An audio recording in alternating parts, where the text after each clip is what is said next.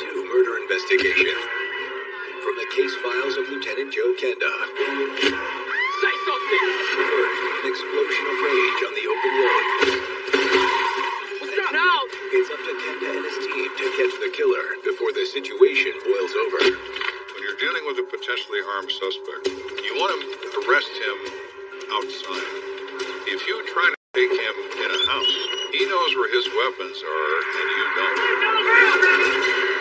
Then, a night of horror pits 2 brothers against each other. What kill you, Nelson? It wouldn't be the first time jealousy drove one brother to kill another. And a young woman pays the price for love gone wrong. Like a scene out of a horror movie.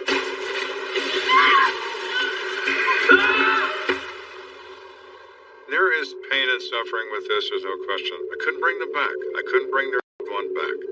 But I could certainly stand in their loved one's shoes and deal with who made this happen. That I could do. There's one thing that never changes. Murder. A life has been taken. Their stories are now my stories. I never know where a case is going to lead, but I'll never stop until it's solved. Somebody has to look out for the victim. If you kill, I will find you.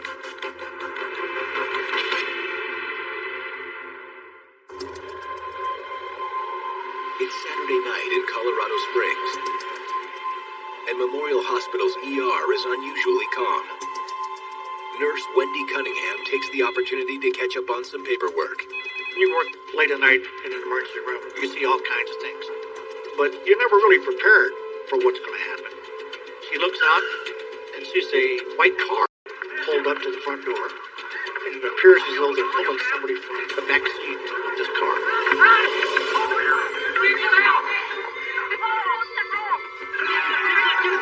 People just screaming for help. It was total chaos.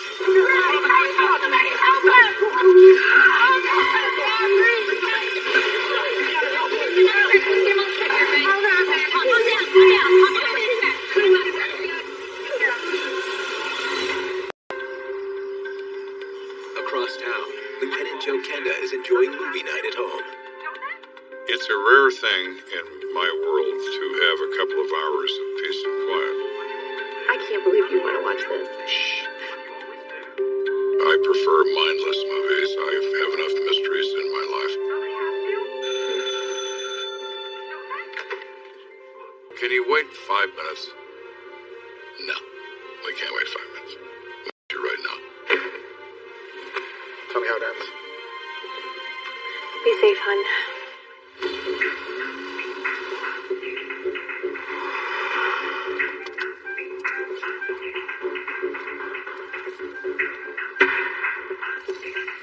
When I got to the hospital, everyone in the ER waiting room is distressed. How you doing? Hey, Lieutenant. That's what we got. A group of kids came in the ER a little bit ago. 4 of them. 2 have been shot. Doctors are working on them now. The first victim is an individual 21 years of age named Earl Pickett. He has suffered a grazing gunshot wound of the back. The second victim is a 21-year-old male whose name is Van Lee Terry. Van has been shot in the chest and is in critical condition. We have a twin car. That's Van Terry's siblings, Jan and Dan. Van, Jan, and Dan. They're triplets. The officers tell me they didn't come there in an ambulance. They came there in a car. Where is it? Out in the ambulance bay where they left it. Said they've been involved in a drive-by. All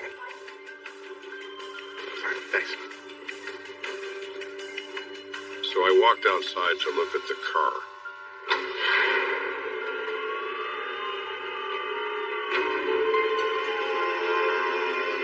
There's a great deal of blood inside the right rear of the car. There's so much of it, it has drained out onto the street, which tells me that Mr. Van Lee Terry is probably going to be unsuccessful in that fight. That's probably where he was sitting. A lot of blood. There's a bit up here, too. Not nearly as much, but a bit.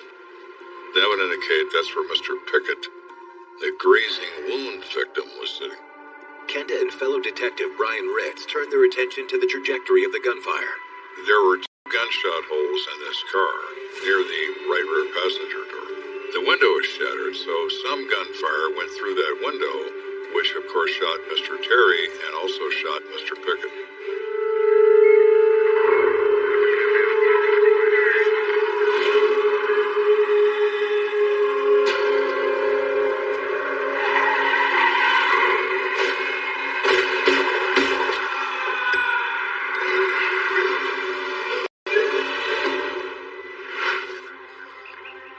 Based on the position of the gunfire, the likelihood is great that they're running next to each other and one person in the car is shooting at the other car. Oh, hello. We recover a... Be careful, it's still cocked.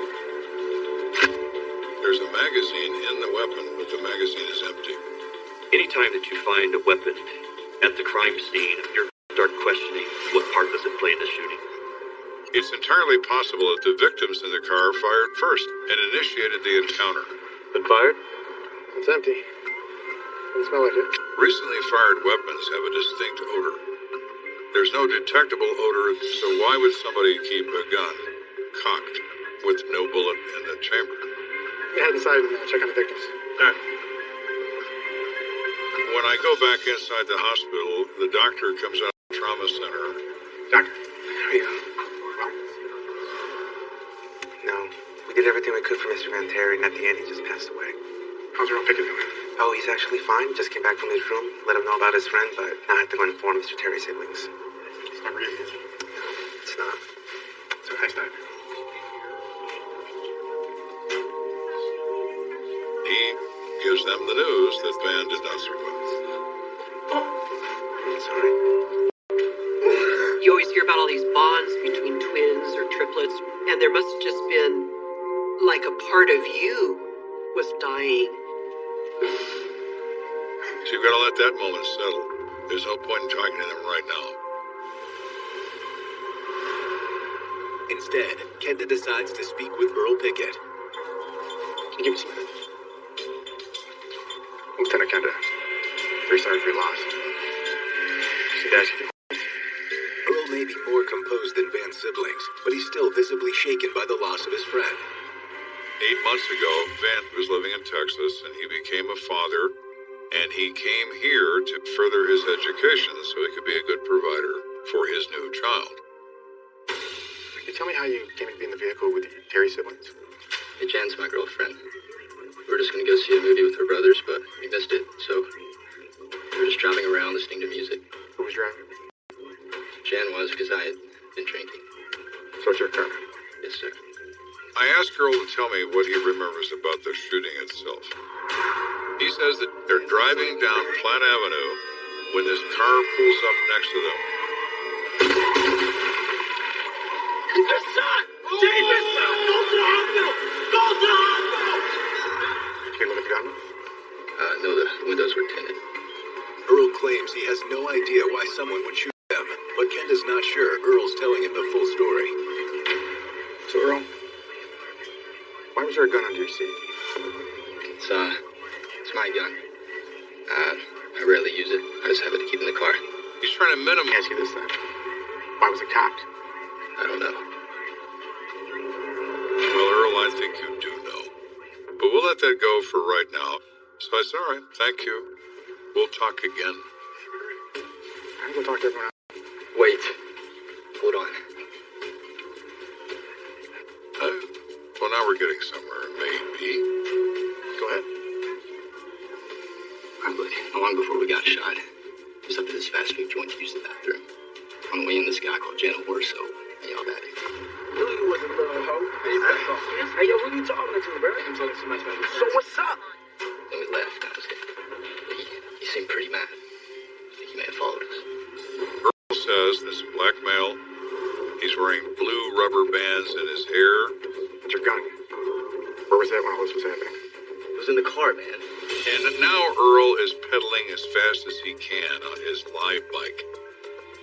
Well, I'm a soldier. I can't afford to get in trouble. I'll get kicked out of the army. Nah. All right, get well soon. I know that Earl Pickett is not telling me the whole truth.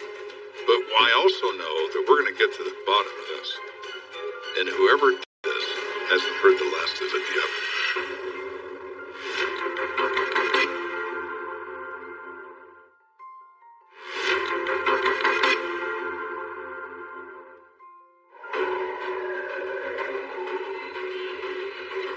we're investigating a drive-by shooting. We know that there's been a disturbance that led to this shooting. So what's up? What's up? No! Come on! We know that Stanley Terry is dead.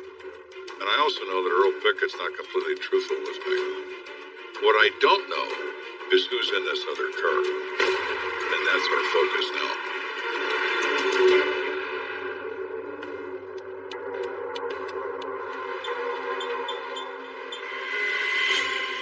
We go to this fast food restaurant and we see if any of the regulars are around. How you doing? Just fine, officers. How are y'all doing? Were you here earlier tonight? He tells me he's a regular, and he was here and he's been here all evening. What's your name? Playboy. That's what they call me. Playboy. He thinks by calling himself Playboy, he can attract girls. Well, all right then. How's that working out for you? All right, Playboy. We understand that this place had a bit of a crowd earlier tonight. They were here to see me. I was supposed to fight this dude who crossed me. It worked out. Watch him take down his rival. You want something? You mess with the Playboy! The Playboy! They're all anticipating that this fight's going to happen. Their adrenaline's pumping. They want to see what's going to happen in this fight. He's not here! But the other guy never showed up, obviously out of fear of Playboy, and so therefore he's the winner.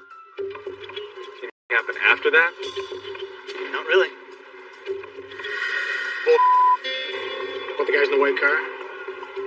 Listen, we know there was a fight here tonight. Oh, that one. Some dude with braids started getting into it. Those people in the car. One of the guys came out of it, and he took it up a notch.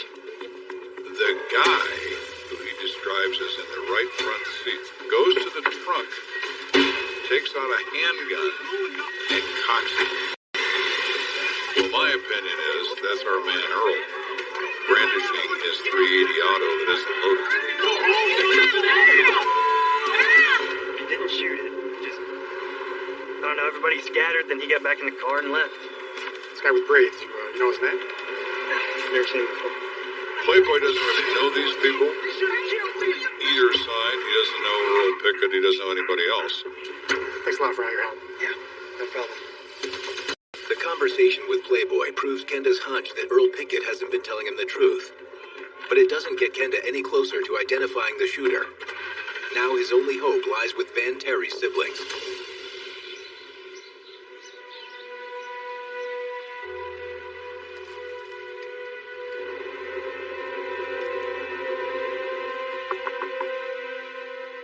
So now I think there's enough time for Jan to settle about the loss of her brother. Hi. How you doing? Mike, we come in and talk to you about what happened. She tells me about the family and that Van has gone back to college to take care of this new child he has in his life. She's still very distraught about the loss. She repeats what is said by Earl, most of it. She says that the disturbance happens at the restaurant. Some guy made some slick comment to me. Like he was trying to make my boyfriend mad. It's a black guy with blue rubber bands in his hair. Come on. So what's up? Come on, now. Let's go. Let's get out of here. We didn't try to start anything. What? That guy, he initiated everything. We got out of there as fast as we could. What about the gun? What about it? She knew that he was in the military, and just something as simple as that could get him in a lot of trouble, so she was trying to protect him. After pursuing her a bit, she admits that Earl did go to the trunk of the car and take out a gun and brandish the gun. That's what initiates the shooting that happened a short time later. About the car that fired on you guys when you were driving down Flat. Did you get a good look at it? No, not the license plate. It was just a dark car with tinted windows. And the back window was down, behind the driver's side. Thing she's told me that I find interesting is the shooter's in the back seat of the suspect car and somebody else is driving. There's more than one person involved in the shooting. Again, we're sorry for your loss. Detectives now know the shooter had at least one accomplice, but their identities remain a mystery. So Kenda reaches out to another potential source of information, his fellow Colorado Springs police officers. Whenever police question an individual or suspect about one crime, we sometimes wind up intercepting information about another. That's because criminals often can't help but brag to one another about what they've done, even the killers. It isn't long before Kenda catches a break. What's up? Hey, Lieutenant. We receive information from one of our robbery detectives that, while working on another investigation, this confidential informant is able to tell him he has some information about a murder that occurred in Colorado Springs. So, the CI says he's talking to this guy about this burglary, and the guy tells him that before they did the burglary, they were involved in this argument at the fast food place downtown, and they shot up a car right after that. Well, now. So he tells me we need to talk to this guy. Mike did the burglary. Mike's partners did the shooting. Confidential informants operate on a cash basis. They sell information. There is no loyalty among bad guys. None whatsoever. They would roll over on their own mother if it was to their advantage. The detective tells Kenda that operating on the tip from their informant, his men found a cache of stolen goods in the home of a man named Mike Phillips and arrested him an hour ago. Let's go talk to him. It's an odd thing, but it happens all the time. You have a murder case that is absolutely at a dead stop, and one little piece of information comes into your hands, and now we are hitting on all cylinders. And I'm feeling pretty good.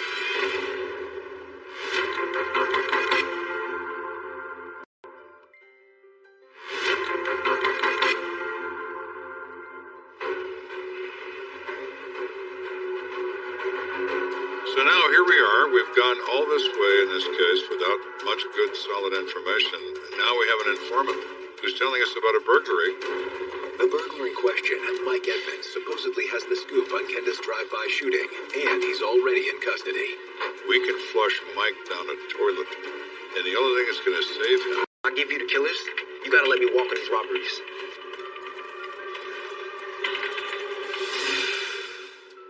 Like, let me explain something to you. Right now, we get enough evidence for you to have a hard time for this burglary. If you tell us what you know, there is at least a chance that some judge might look kindly upon you when it comes time to sentence you. All right, fine, I'll talk.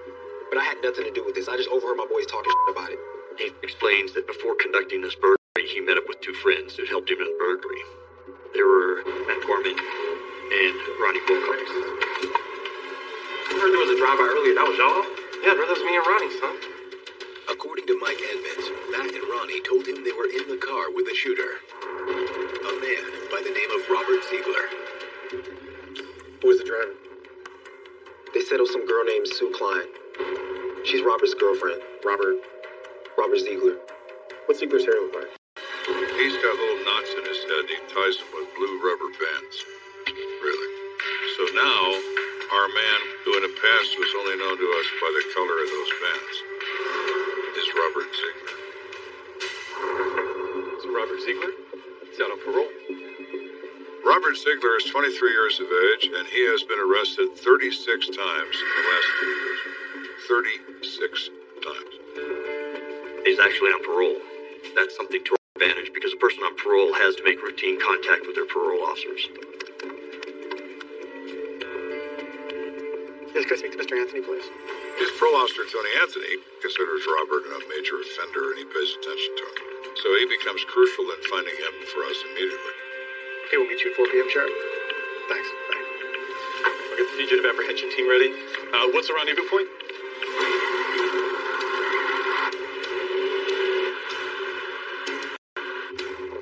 Within hours, Kenda has the CSPD SWAT team assembled just a few blocks from Robert Ziegler's house. Here's what we're gonna do. When you're dealing with a potentially armed suspect, you want to arrest him outside. If you try to take him in a house, he knows where his weapons are, and you don't.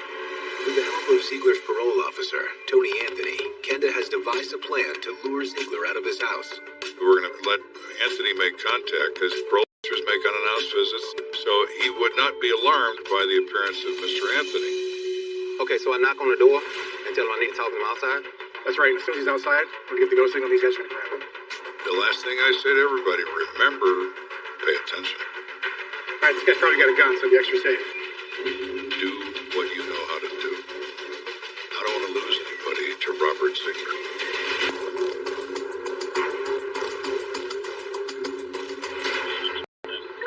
Okay, Anthony, go ahead and make contact.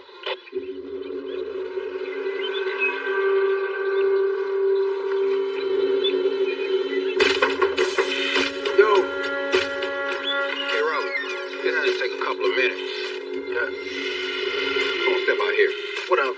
Be back, y'all. Go, go, go, go! He's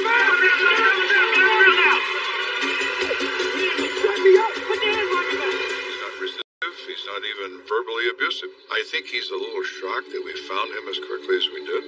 Go ahead and take him downtown from interrogation room.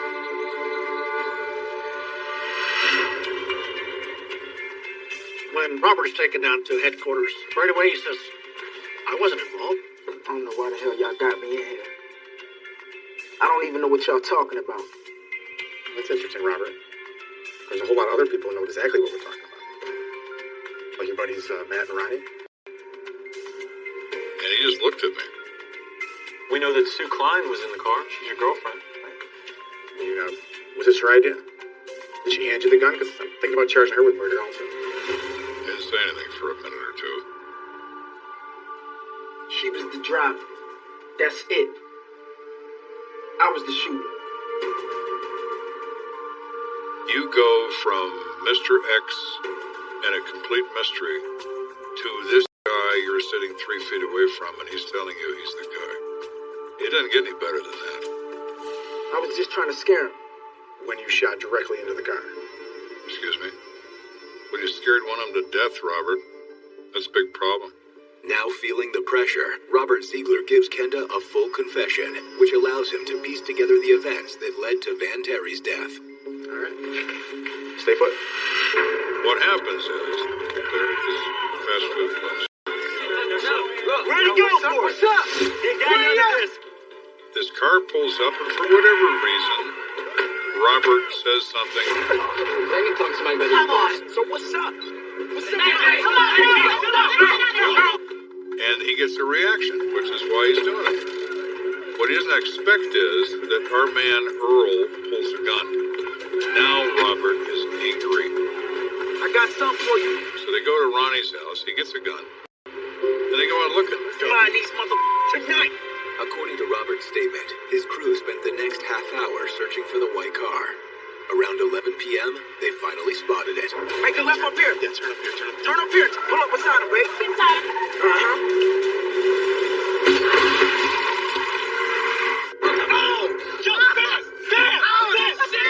He's throwing lead because he's mad. With the events of the shooting now in focus, Kenda and his men begin rounding up Robert Ziegler's accomplices. Robert Ziegler ended up pleading guilty to second-degree murder. Was sentenced to 76 years in the penitentiary. As for Ziegler's accomplices, all were convicted of accessory to murder. Ronnie Wilcox was sentenced to 10 years in prison. Matt Gorman received a 14-year sentence, and Sue Klein received 9 years. Earl Pickett could have been charged with brandishing a firearm, which is a misdemeanor. We did not do that. Had people just walked away, none of this would have ever happened. Young people tend to get themselves in trouble over little or nothing, and it can lead to tragic results.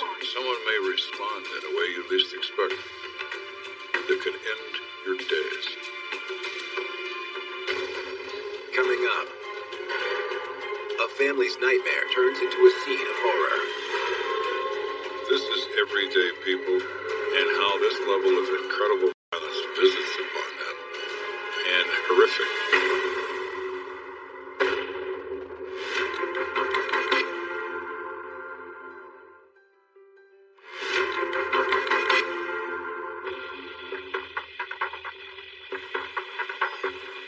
It's December the 10th, 1984. It's about 7:30 at night, and I'm leaving late again as usual. And I just want to make sure I can find it again in the morning. You get that autopsy. Whoa, don't mess things up. He's up. My desk had stuff everywhere. I knew where everything was, but it literally was everywhere. It's Kenda. I will be right there. Bye. I forget that other case. We just got double homicide. Let's go. Kenda heads over to the Western Meadows Mobile Home Park, a part of town rarely visited by the Major Crimes Unit. How you doing? So what do we got?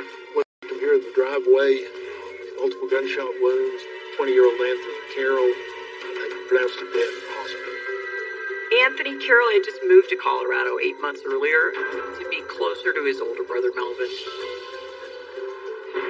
And the other victim? There's a young female in the bathtub. She's got multiple wounds in her chest, and they say she's got several in one leg. How many gunshot wounds did she have? None. She was stabbed. Really? It's very unusual for one perpetrator to use two different weapons. And who is she?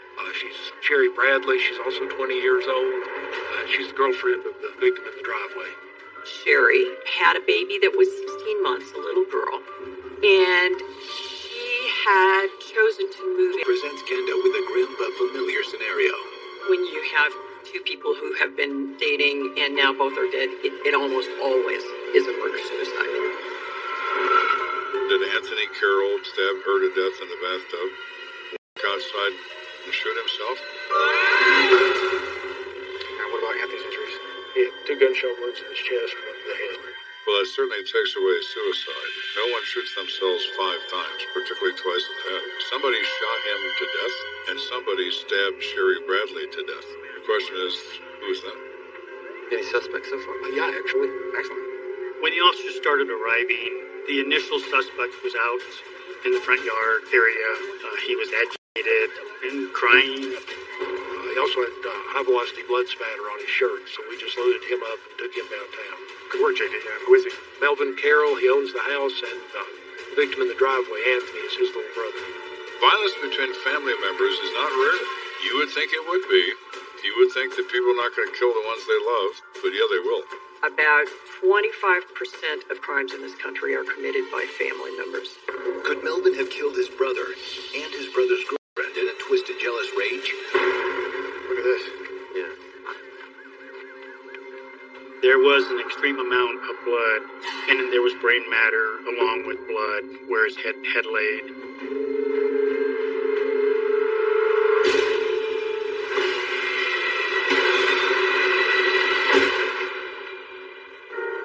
I noticed that there are small areas of blood coming out of that house. The teardrop shape indicates forward motion, so someone's going outside and they're bleeding while they're doing it. It looks like he was shot at least once inside. Came out here. Took a headshot and dropped. So the killer followed. Appears that way. Let's head inside. What's your stuff? This is a very well-maintained private home. There's a place for everything and everything in its place. Freshly vacuumed, it is immaculate. Which draws your attention to this object laying on the floor in the living room. The blood-covered knife. Hey, Josh.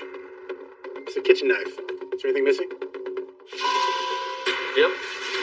Part of set. It's a weapon of opportunity.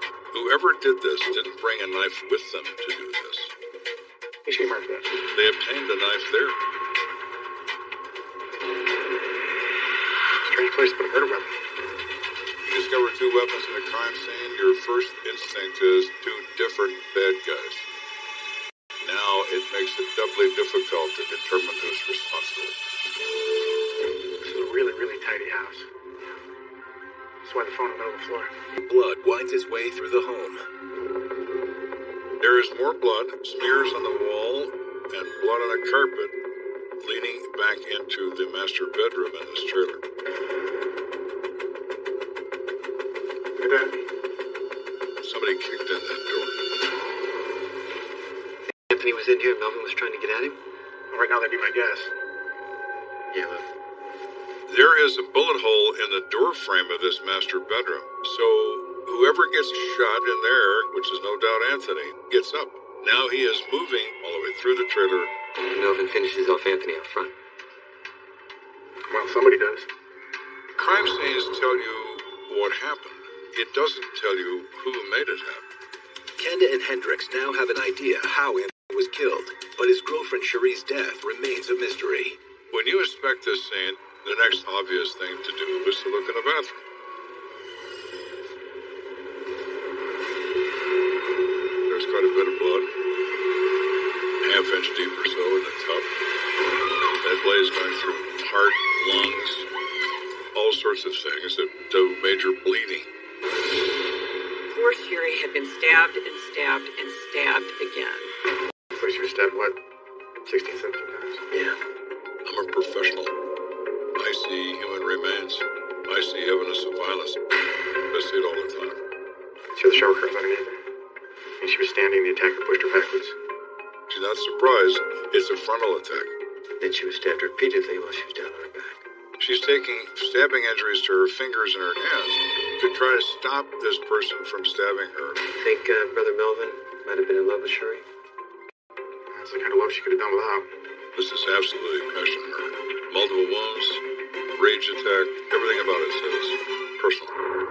With still so many unanswered questions, Kenda heads outside to speak with potential witnesses.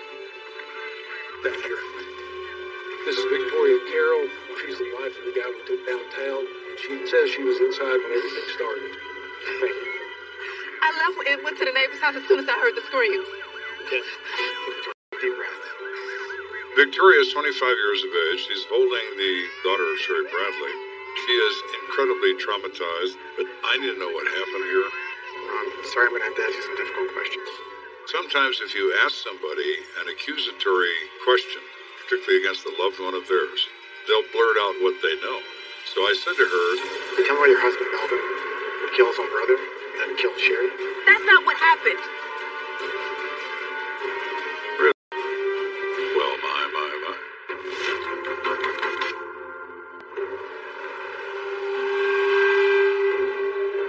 So we arrive at this confused, horrific scene of dead people, all involving family members. Melvin is the obvious suspect, who is probably responsible for at least the death of Anthony. Could he also be responsible for Sherry? You got it all wrong. That was not my husband, Melvin. He didn't kill Sherry Bradley. Anthony did. Victoria explains that Anthony had a history of emotional problems. He developed a pretty good drug habit, wound up making a suicide attempt, and at that point, his dad said, hey, do me a favor, you gotta help me straighten him out, he's your brother. And so Melvin said, okay, and took this burden on. Anthony got a job, he got an apartment. His new girlfriend, Sherry, moved in with him. But then over a relatively short period of time, Anthony began to spiral again. Victoria explains that Sherry Bradley has moved in with them and has been staying there because she broke up with Anthony, that they've been having serious problems. She just wanted to stay for a couple of days before she get on a plane to Illinois. She was supposed to leave tomorrow. But Victoria tells Kenda that around 6 o'clock last night, Anthony showed up at their door. Victoria explains that Anthony was not invited over, but he came over. Man, I don't have trouble here. You know what, man, that's why I say bye Sherry, baby. We knew he shouldn't have been around. But since Sherry and the baby was leaving tomorrow, we decided to let him in. All right, but keep it cool. I promise. Anthony comes in. They watch the game for a little while, and everything seems to be fine. Sherry gets up to go to the bathroom. All of a sudden, Anthony gets up, follows her into the bathroom. Victoria looked at that and thought that was odd. Moments later, Victoria noticed that something else was amiss. Hey, babe, have you seen the carving knife? It's in the butcher's block, where it always is. It most certainly is not.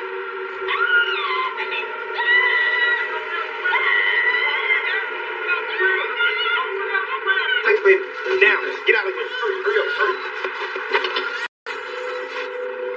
Never just told me to get the baby and run to the neighbor's house. Victoria comes across as very believable. She's not trying to protect anybody. She's not trying to minimize anybody's behavior. Every story has a beginning, and violence in that bathroom is what initiates this whole process.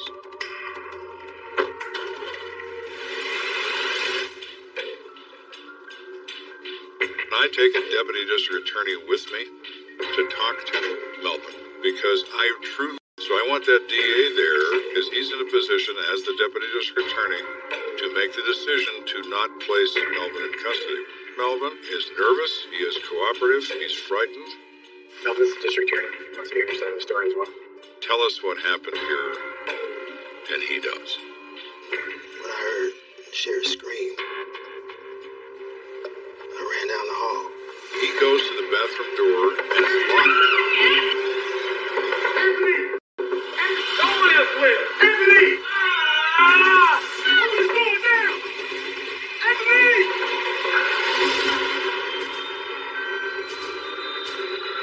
I killed him, Melvin. I killed him. And now they'll kill you. Melvin turns and runs to the master bedroom because he has a gun in there he got from his grandfather. An old .32 caliber revolver, but it's loaded. And he keeps it in the bedroom to protect his family. Open the door, Melvin. I got a gun, Anthony. Open the goddamn door, Melvin. Open the door. Get away, Anthony. I want to do this, man. He hits him in the arm and the upper shoulder, and he knocks him down. He falls from the gunshot wounds. Damn it, Anthony. I told you don't do this shit, man.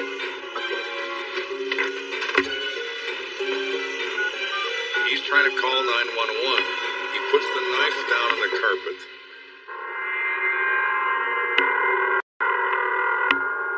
It's like a scene out of a horror movie. He turns around and looks at him. And his brother says again, I'm gonna kill you. Kill you. Please, Anthony. Don't make me do this. I'm gonna kill you, Melvin. Please don't make me do this, Anthony. Don't make me do this. And I shot him in the head. And he went down. And he stayed down. I went to the house and I called 911. He still has the gun in his hand. He doesn't want the police to shoot him. So he sets the gun down. And then there's that moment where everything must have dawned on him. Just the gravity of the situation. He's got a dead woman in his house. He's got a baby with no mama. He doesn't know where his wife is. He's killed his brother. He's going to have to tell his dad. Jesus. Less than a month later, a grand jury finds no basis for criminal charges, confirming Melvin Carroll acted in self-defense. Anthony had a plan. He didn't come over there and think this up while he was there. Anthony had told friends that he was going to kill his girlfriend and kill himself. He is engaged in suicide by his brother. The moral of this story is that sometimes there are problems that are just too big to be dealt with without some professional help. Families who have no training in how to deal with someone who's as disturbed as Anthony was are simply not equipped to solve this problem. It's not because they don't want to, it's not because they wouldn't love to, they just don't know how. In case of Sherry Bradley's family, they lose a daughter and can do nothing about it. The only positive thing that came out of this was that Melvin didn't go to jail, but Melvin still becomes a prisoner of his own mind, causing the death of his own brother by his own hand.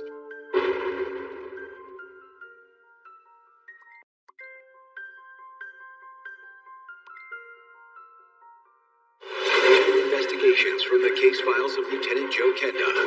First, a mother of three is found dead under mysterious circumstances. She's obviously bleeding somewhere. And they heard screaming in the early morning. Kenda and his team must look beyond the surface to solve this mystery. Her first words out of her mouth are, am I being questioned as a suspect? The glove compartment turned out to really be Pandora's box. Then, a gathering of local artists turns deadly. The body's just a canvas. It's just like an artist that would be painting something. You thought he was plagiarizing other people's work? He says, you've got a 50-50 chance. Puts the gun to his forehead. You can become very calloused in this line of work. This work will change you. It changed me. I have seen people at their worst. I've seen death by every means. People are capable of anything. There's one thing that never changes. Murder. A life has been taken. Their stories are now my stories. I never know where a case is going to lead, but I'll never stop until it's solved. Somebody has to look out for the victim. If you kill, I will find you.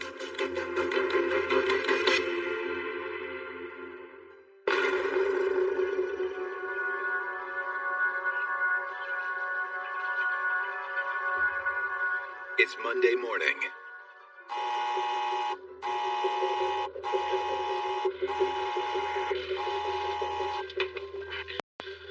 "18-year-old Bill Brantner opens his eyes to what he assumes will be another ordinary school day. The dreaded moment for a high school senior. Monday morning, 6 o'clock, time to go to school, rolls out of bed. Hey, little dudes. Come on, it's time to get up. Come on. You're the oldest brother, and your younger brothers depend on you. It was important to him to make sure that his younger brothers were taken care of. As his younger brothers wake up, Bill hunts for something to wear. Hey, Mom, have you seen my red sweater? Hey, Mom! And he's not getting an answer from her, and this is beginning to get under his skin. And so... Mom? So Bill goes into his parents' bedroom looking for his mother. Doesn't see her. Mom? But he hears the shower running. Mom? Sees the steam coming out and thinking, okay, my mom's in there taking a shower. Assuming his mother simply can't hear him, Bill pokes his head into the bathroom. And then he found something that he would never want to find. Oh my God. He sees his mom and thinks maybe she's knocked herself unconscious, and then realizes that she's not moving at all.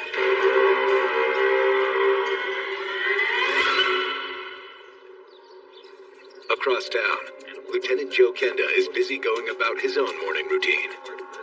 Hey, Cass, have you seen my yellow tie? Oh, I had to throw it away. It was covered in blood.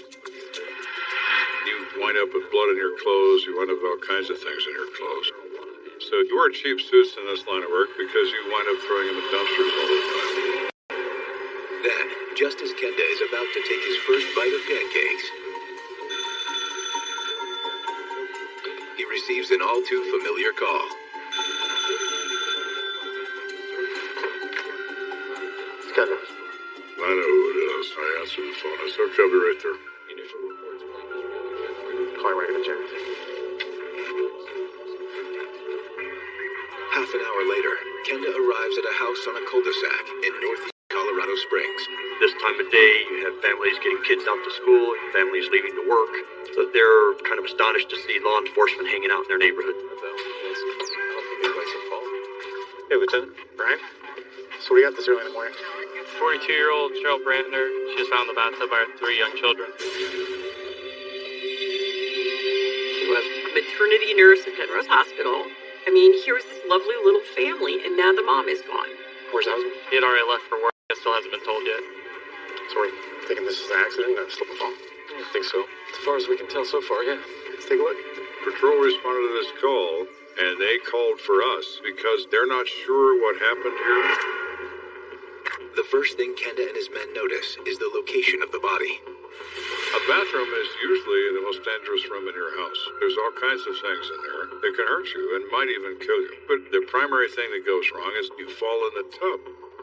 A faint stain of blood is also present around the rim. Mind if we take a closer look?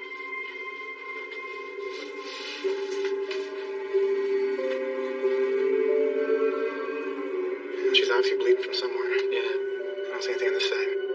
There are no other apparent wounds or injuries on her back. It's difficult to see it. See the cut over her right eye? Yeah.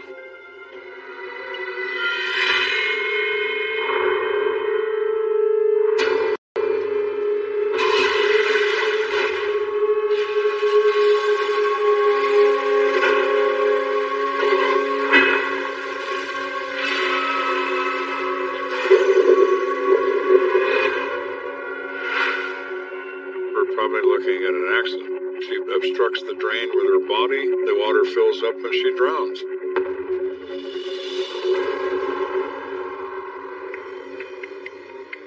Don't see any signs of it. No. It will be up to the coroner to confirm the cause of death. In the meantime, detectives search the bedroom for signs of foul play. We still don't know enough about this to know whether this is an accidental bathroom death, or did she get assaulted by somebody, by an intruder, by her husband, by her son. There's no blood spatter on the walls, nor around the bed. Hey, look at the bed. What do you make of that? All the blankets and all the sheets and pillowcases and everything are from it. Nobody does their laundry at 5:30 in the morning. People just get out of bed. So why is it that all the bed linens have been removed? Well, help us look for more blood. So we have CSI do a visual inspection of the bed.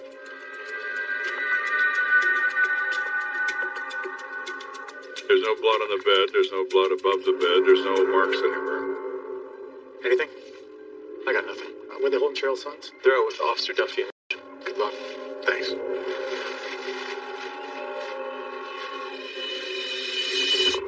18-year-old Bill Brantner sits at the table with his brothers, Scott and Mike. It's extremely difficult to discuss a violent death with children, particularly when it's their mother that's the victim.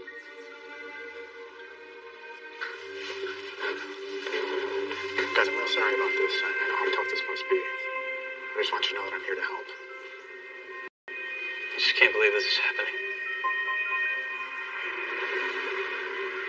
Two of these boys are real young, and the reality of the circumstances has overwhelmed them. They don't know what to say, what to do, how to feel, how to react. Can you tell me what happened? Well, I'd just gotten up and went in to speak with my mom, and that's when I found her. Yeah, where was your father?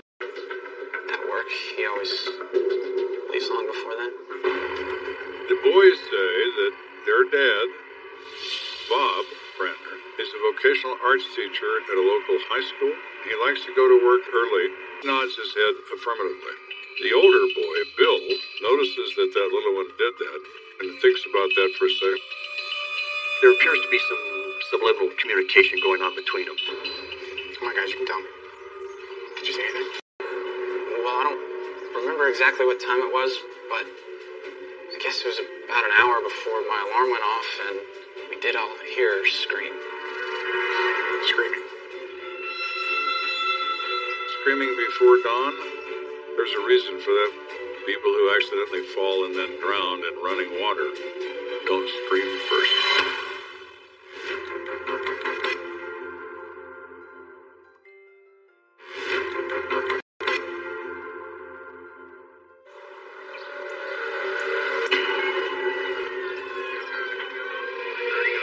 Respond to a report of an accidental drowning in a bathtub of a 42-year-old Cheryl Brantner. We've now discovered through her eldest son that she was screaming an hour before he discovered her at 6 a.m. in the bathtub. We stirred a little, but Scott was the one that went to check on her.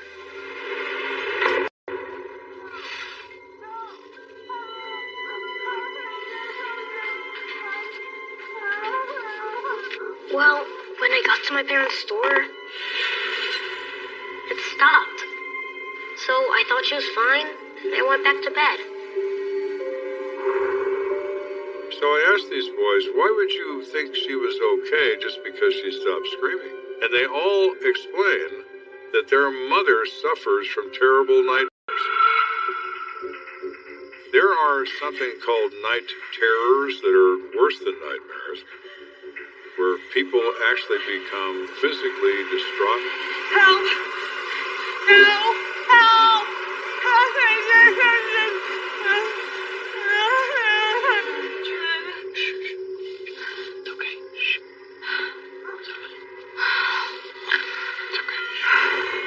The boy's explanation seems perfectly logical, but Kenda has another important question. Were your parents fighting this morning? Mom and Dad? I don't think I've ever seen him argue. Can you think of anyone at all who might want to harm your mother? Or even your father? They know the people in the neighborhood. Nobody that they knew of had any ill against him. Well, again, I'm very sorry about this. If you just stay here with the officers, I'll make sure you get your father back as soon as possible.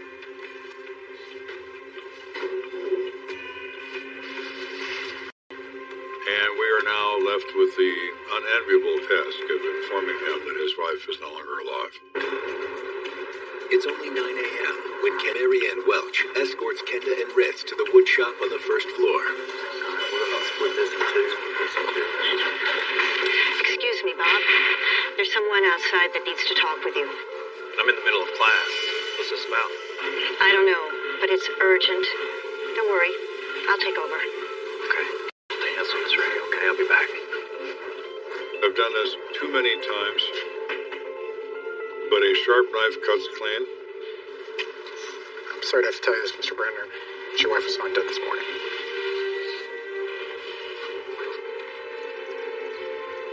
That can't be. She was fine this morning. She was fine.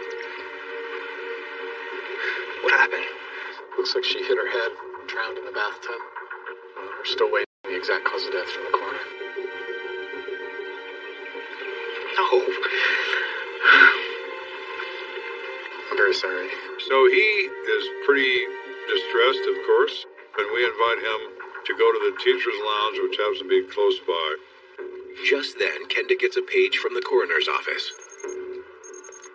I tell Ritz to go find a phone and call them and find out what the deal is. Yes. Lieutenant, I think I can borrow you for a minute. Excuse me for a second.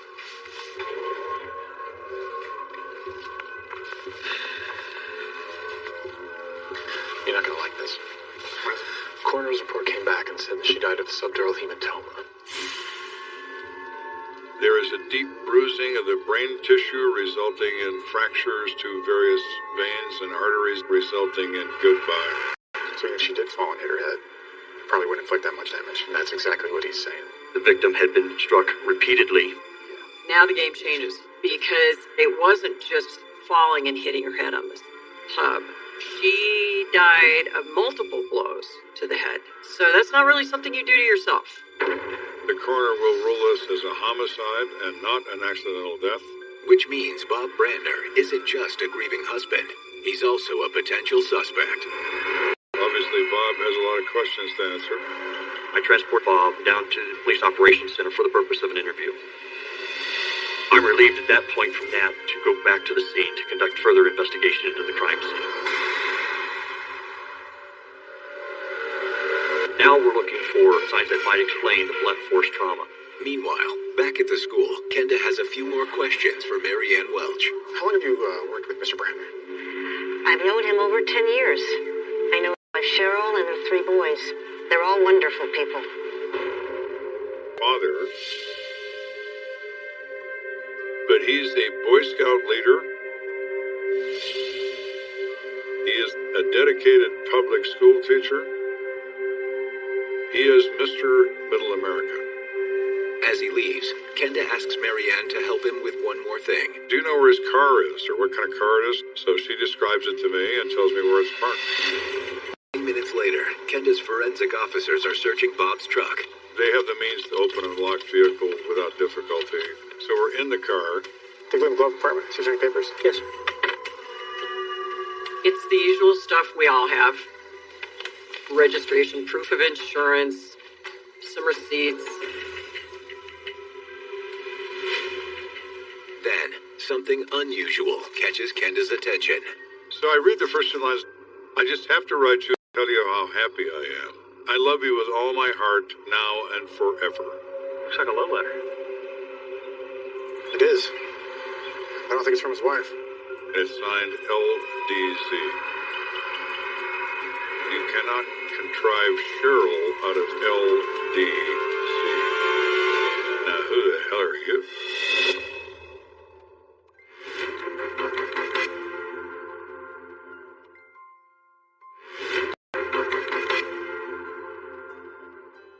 It was at this house in the Vista Grande area where Cheryl Ann Brandner was discovered dead, face down in a bathtub. Police say it wasn't an accident, and the 3 children there, aged 11 through 18, are key witnesses. while searching Bob's truck, I find a love letter from a female whose name isn't Cheryl, LDZ. We clearly have a love triangle. We don't know where the other woman is. We possibly have a motive for killing. Could she have done it to get Bob? Could Bob have done it to get his new girlfriend? The forensic team continues searching Bob's truck, and it isn't long before they turn up more incriminating evidence. Hey, Lieutenant. What is it? It's a bloody sheet. Well, my, Bob. What are you doing with these in your truck? It's now clear why the bed had been stripped so early in the morning. Lieutenant Kenda, Detective Ritz. Go ahead, Lieutenant. I'm headed back to the scene, but in the meantime, can you have CSI take a closer look at Bob and Cheryl's bedroom? It appears that she was killed on the bed. Enforcement. Kenda makes the crosstown trip to the Brantner residence. Yeah, I'll tell you what, I'll talk to you in a bit, okay? Waiting for him is Detective Ritz, whose team continued to process the home while Ritz himself canvassed the neighborhood. The suspect. I found the love letter in the vehicle, signed with the initials LDZ. LDZ. Hang on a second. I got something for that. This sparks interest in me because I remember talking to somebody in the neighborhood that those initials fit. I checked my notes. I'm able to show that this individual is Laura D. Zurchner. She lives 2 doors down. She wasn't home, but the next door neighbor gave me her name. Well, looks like she is now. I'll go talk to her. All right.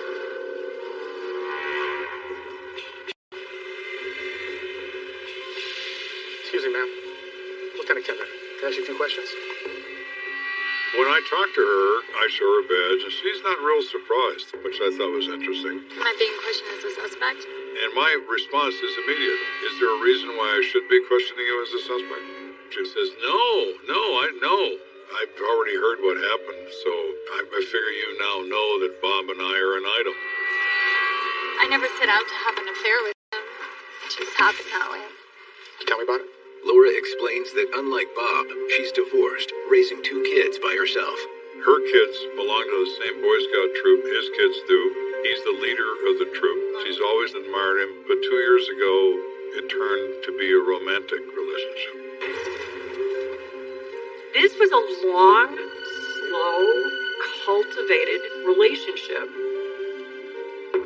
And who knows really what her ultimate goal is. It appears that it probably was to marry Bob. She said last time she saw Bob was that morning. Well, that's interesting. Was that before or after Cheryl was dead? I make lunches for him every day, so he came by to pick it up. Was he acting strangely at all? No, it seemed normal to me. We may have some questions for you later. Thank you. Kenda's willing to accept half of Laura Zurchner's statement at face value. Just from a practical standpoint, Cheryl Brantner was a large woman. Laura is a little slip of a woman. It would be very, very difficult for her to overcome Cheryl in the first place and move her unconscious. So this whole pattern says to me, Laura is not part of it. Bob is. Bob's the only part. Excuse us for a second, sir. A discovery in the bedroom further confirms Kenda's hunch. As I walk closer, it's a 3-foot length of 2x4. And it's got blood on it. It's the missing piece of the puzzle, and all he needs to finally bring this case to a close. They didn't find it initially because it had been stuffed behind that heavy wooden head.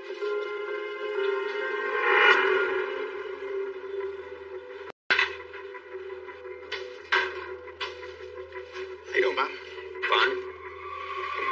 Why am I being kept here? He's sitting there being very calm, and I explained the evidence against him, and he says, listen, I can explain. Well, please do, Bob. We had a big argument last night. I told her that I met someone else, and that I finally wanted a divorce. Cheryl, we need to talk. How did Cheryl take that? She was mad, of course. You're not happy, I'm not happy.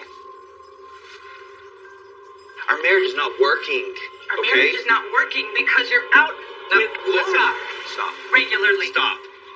She said she knew about the affair with Laura, and that I wouldn't have the right to anything because I was cheating. So you snapped? Yeah, she was making threats. She wanted to make my life difficult. They decide to go to bed and talk about it in the morning. But in the morning, the fight continues, and Cheryl becomes so angry she shoves Bob. Have you thought about anybody else besides you? So how'd she get the injury on her head if she shoved you? I lost it. And shoved her back, and she hit her head on the headboard and started bleeding. So he said she was disoriented, but she was alert and she was angry. She said, I'll take care of my head. Just get out of here. So I left. I guess because she was out of it, she slipped in the shower and drowned. I think you forgot a few things. Would you like me to go over what I think you forgot? You get to have your whore. That's what you get. She didn't hit her head in the bedstead, Bob. She hit it on a 2x4 that happened to be in your hand at the time.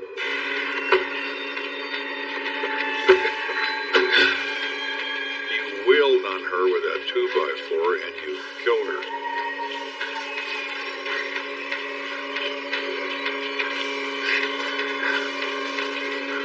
That's why you took her nightgown off. Then stripped the bed so there was no blood evidence to be seen. Then put her in the tub, face down, started the water in order to stage this looking like an accidental fall and a drowning. Those are some of the things you forgot. Stand up, put your hands behind your back. You're under arrest for murdering your wife. On February 18th, 1994, Robert Brandner is found guilty of murder in the second degree and is sentenced to 40 years in prison. There's other ways to get out of a relationship. Murder is not the best one. Here is a man who leaves his 3 children to find their naked mother dead in a tub full of water. All because he wants someone new to make his lunch. This is why humans are so difficult to understand and so dangerous to behold. Coming up, the death of a young artist takes Kenda deep into the Colorado Springs tattoo scene. Ego can be helpful in terms of you maintaining a level of success, but too much ego can be destructive.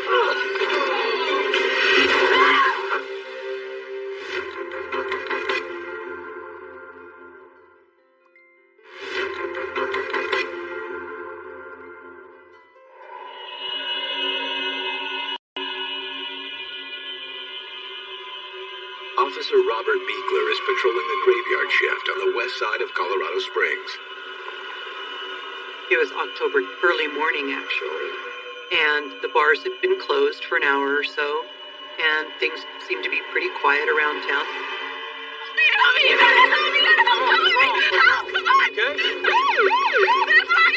The young woman's waving her arms as to get his attention. She's frantic. She's not able to tell him what the problem is. She's just kind of pointing as if she wanted him to follow up the road. Get the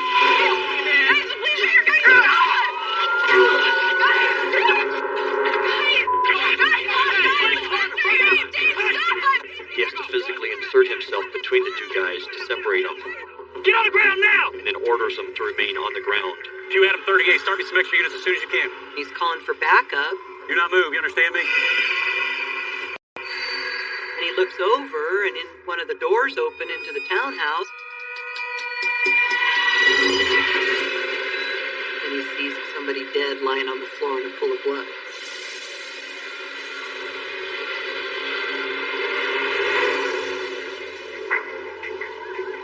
Within a half hour, Lieutenant Joe Kenda arrives at the scene and what appears to be a late-night party gone horribly wrong.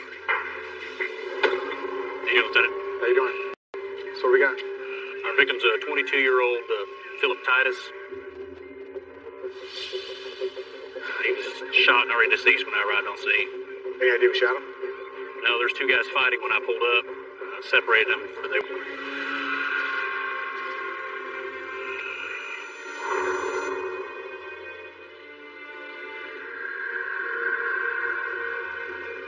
On the coffee table are a set of tattoo needles and tattoo ink bottles of various color.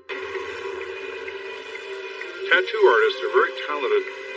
This is freehand art of great detail on human skin. They have a technique that is unique to them. The body's just a canvas. And the artwork that they have on them is just like an artist that would be painting something. Kenda turns his attention toward the victim, Philip Titus. He has a blood-soaked towel wrapped around his head. Can I get a look? Sure can.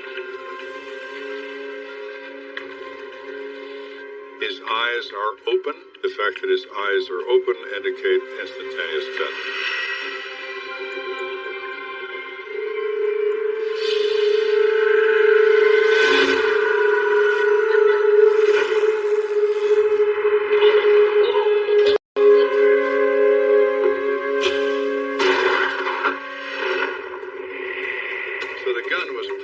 Right to his head. He's on the floor in the premise with a single gunshot wound to the forehead. It is star-shaped. It is very common in personal contact wounds that when the bullet is fired, the general energy expended from the muzzle will cause a 5-point star fracture of the bone. He pulled the shirt. I gotta look at his tattoos.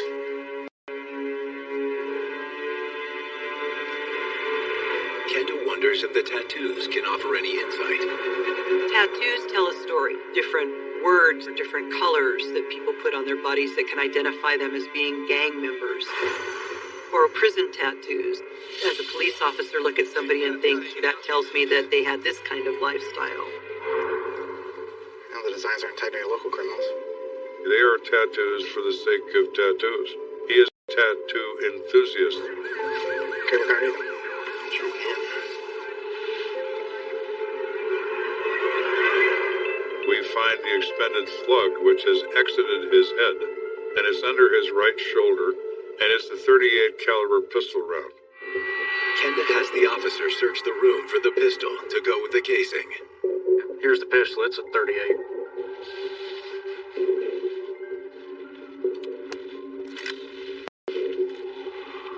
We got some gray matter in the barrel there.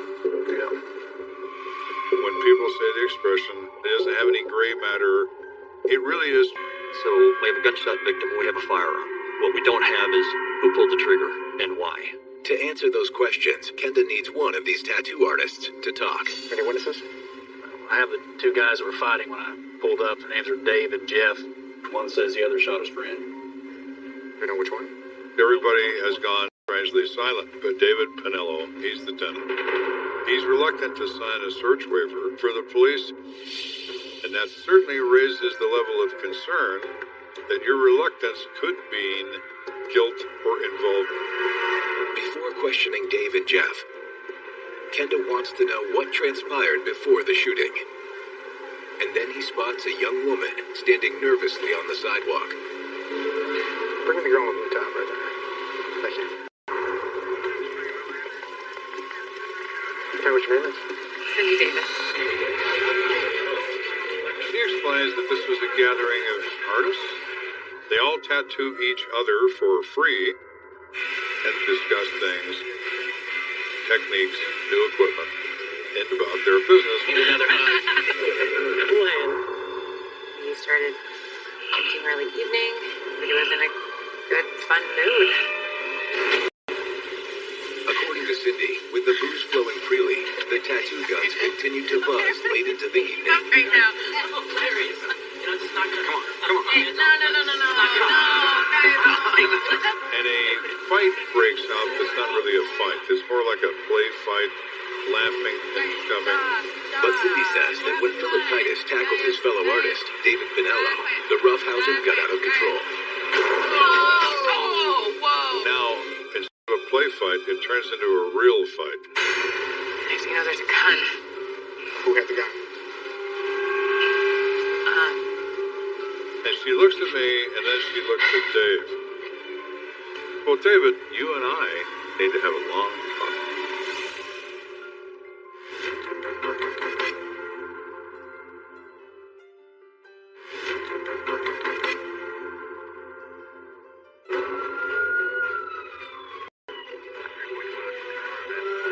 We're talking to Cindy Davis about the events of the evening.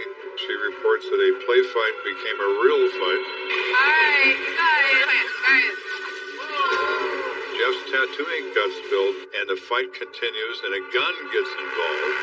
Right now, signs point to Dave Pinello, the man who earlier tried to prevent police from searching his apartment. So we need to separate him from this group and talk to him individually.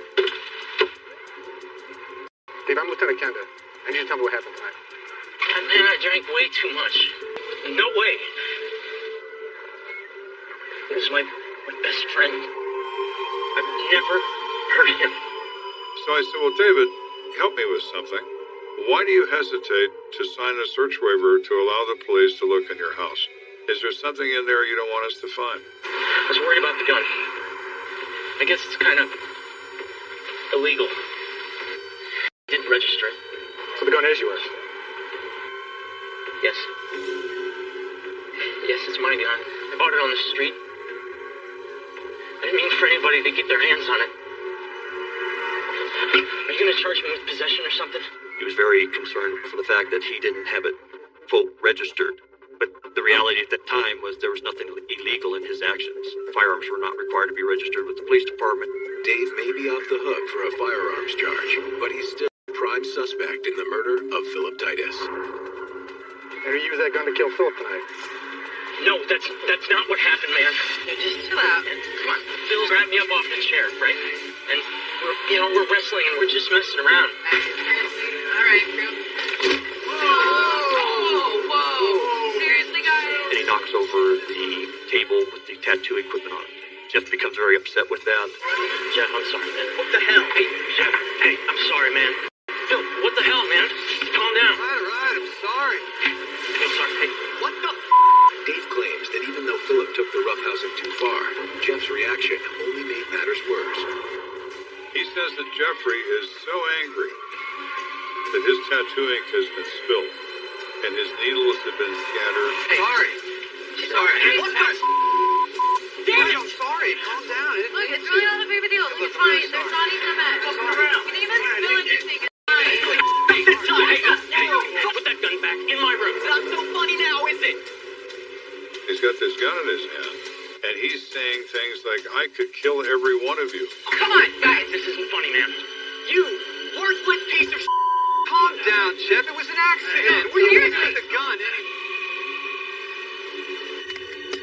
Then, according to David, Jeff unloads the gun, takes the 2 live bullets out, and he puts one back in, closes it, cocks the hammer, and says to the victim, you've got a 50-50 chance.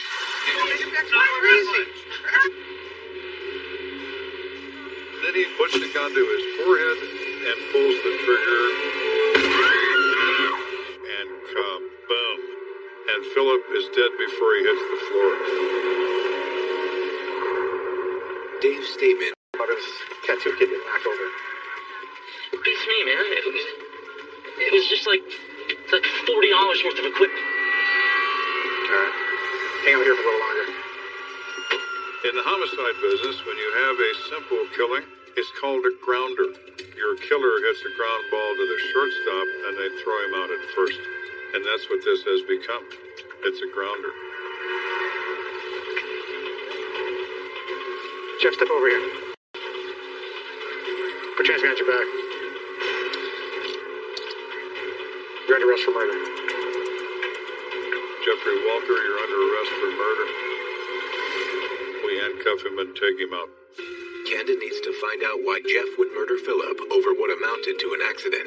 So Jeffrey is not only cooperative, but amazingly honest. He is advised of his rights, he waves. He admits it. Yes, I shot him.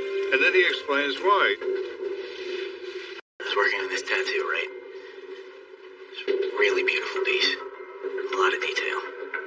Putting it on a friend's arm. And, we've been at that thing for weeks. Tonight, I I was putting on the finishing touches. Really delicate, really fine, really detailed work.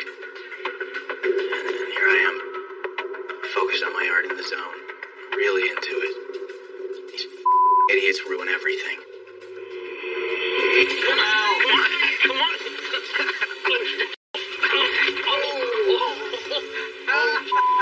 Oh, hey, man. Oh, man, I'm sorry. Well, it's a tattoo. That's going to be a permanent mistake. It's not something that you can wash off. They have ruined his artwork. The ultimate sin. Preventing a tattoo from being correctly done. Jeez, it's not like that big of a deal.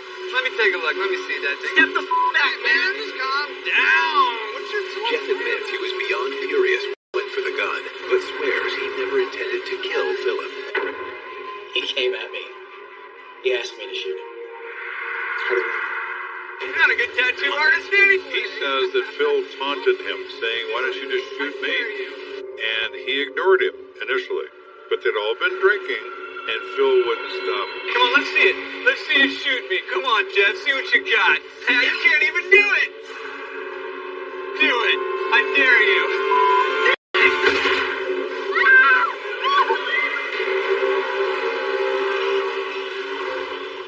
Kenda suspects there's still more to the story. Sure enough, Jeff admits his contempt for Philip had been brewing for months.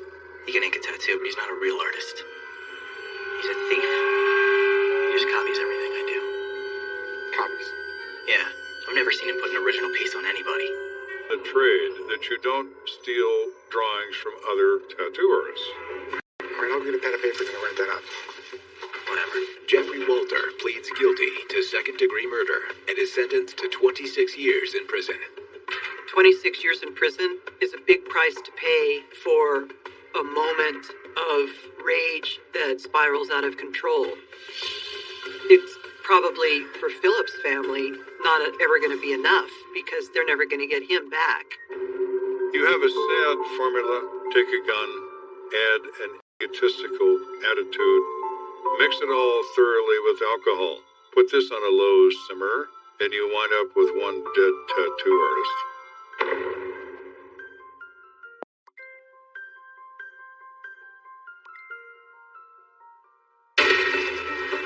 An Army veteran killed with a single bullet. I think he shot himself. Really? Would a suicidal person shoot themselves in the chest? A hidden clue leads Lieutenant Joe Kenda through a tangled web of sex and intrigue. She is someone of interest to me. Why do you behave like this? Why do you dress like this? But who is really pulling the strings? I didn't know he had a gun. I can't prove Glenn did anything other than he's got dope in his house. Are they trying to lead us down the wrong path? The three most common motives of murder: money, sex, and revenge. That's starting to work for me. Anytime you talk to anyone in a murder case, particularly one who says they know all about this, you always take that information with a jaundiced eye. Why are you so willing to lay this off on somebody other than you? Maybe you had a part in this. There's one thing that never changes: murder. A life has been taken. Their stories are now my stories. I never know where a case is going to lead, but I'll never stop until it's solved. Somebody has to look out for the victim. If you kill, I will find you.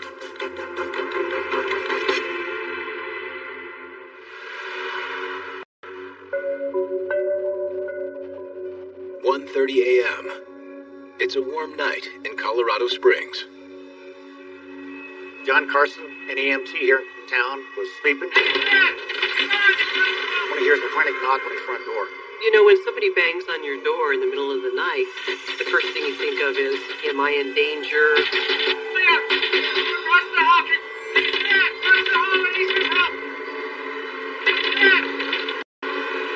When he looks out the peephole, he sees his neighbor covered in blood. Curtis is hurt. John, as an EMT, has some medical training. His neighbor knows this. Can you help? John grabs his stuff and runs to William's apartment. Sees a man laying on the floor. Blood was everywhere. CPR. Oh, God. Call 911. Gonna lose him. It's not working. As just conducting CPR on the victim, he realizes this is not working. He needs help, and he needs help now. He's not gonna make it. In a quiet suburban neighborhood just outside of town, Lieutenant Joe Kenda hopes his workday is finally coming to an end. I had come home that night late from a call, and I woke up one of my dogs, who is a little bitty guy named Fritz. He wanted to come to town, and there were coyotes, who are predators. And Fritz is just the right size to get taken by one of them. So I would always watch him when he was out. Damn. Fritz! Fritz, come on, boy. Come on in.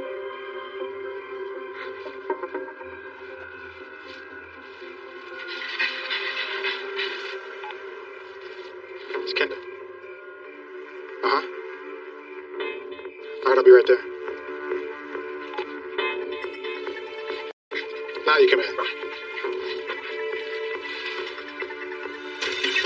20 minutes later, Kenda arrives at a neighborhood unaccustomed to the flashing red and blue of police activity.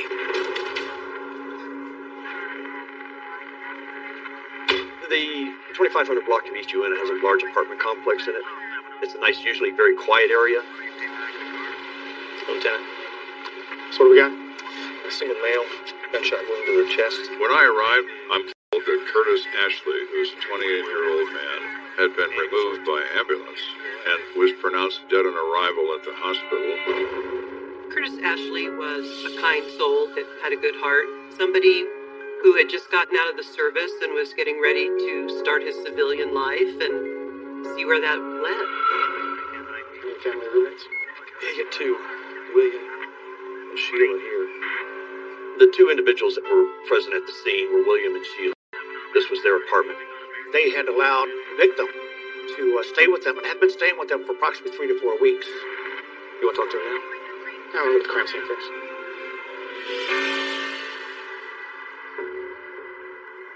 When I walk into this apartment, I look at, of course, the bloodstain, which is enormous, and it's on a futon-type sofa. We're assuming this is where the victim was crashing. He didn't do much sleeping tonight, did he? There is a large amount of blood. It's soaked through the cushion on the futon. It's obviously a gunshot wound. High velocity, blood spatter. These only produced by gunshot wound. So obviously, he's there on the bed when he takes this bullet. I got bone fragments here. Unless a bullet strikes a body where the skin is directly over bone, for example, the forehead, bone fragments will not be part of the blowback. It will all be pushed forward by the bullet. So even though that body's not here, the bone fragments tell me there was an exit wound.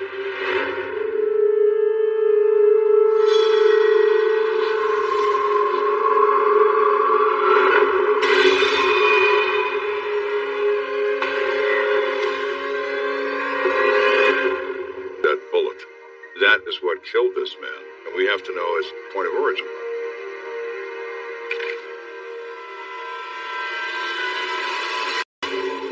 I noticed something in the drywall that might be a bullet hole.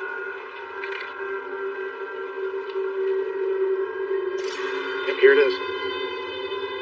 When I shine the light through that hole, I can see that there is a base of a slug lodged in a stud inside the wall. That is probably the fatal round. Yeah, we're gonna need that bullet. We're gonna have to cut through that drywall to get at it. Whatever you gotta do. Yes, sir.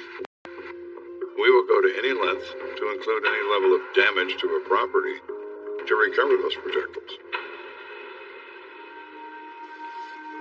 Hey, look at this.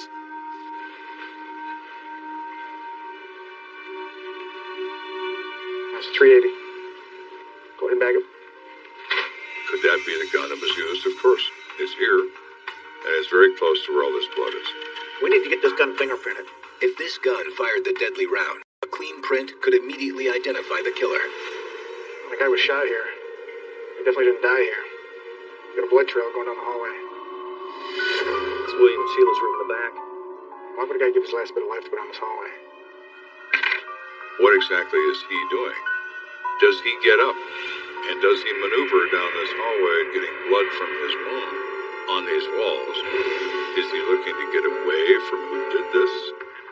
For answers, Kenda turns to the couple who lives here. I arbitrarily select William Parks as the first guy for me to talk to. You can go. I'll take it from here.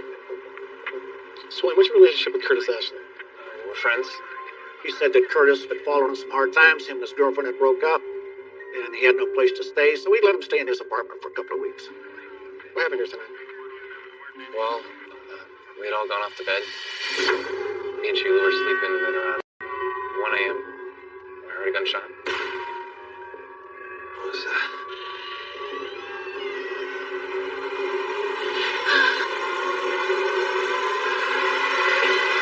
Then he sees Curtis Ashley leaning against the door frame, saying he needs help.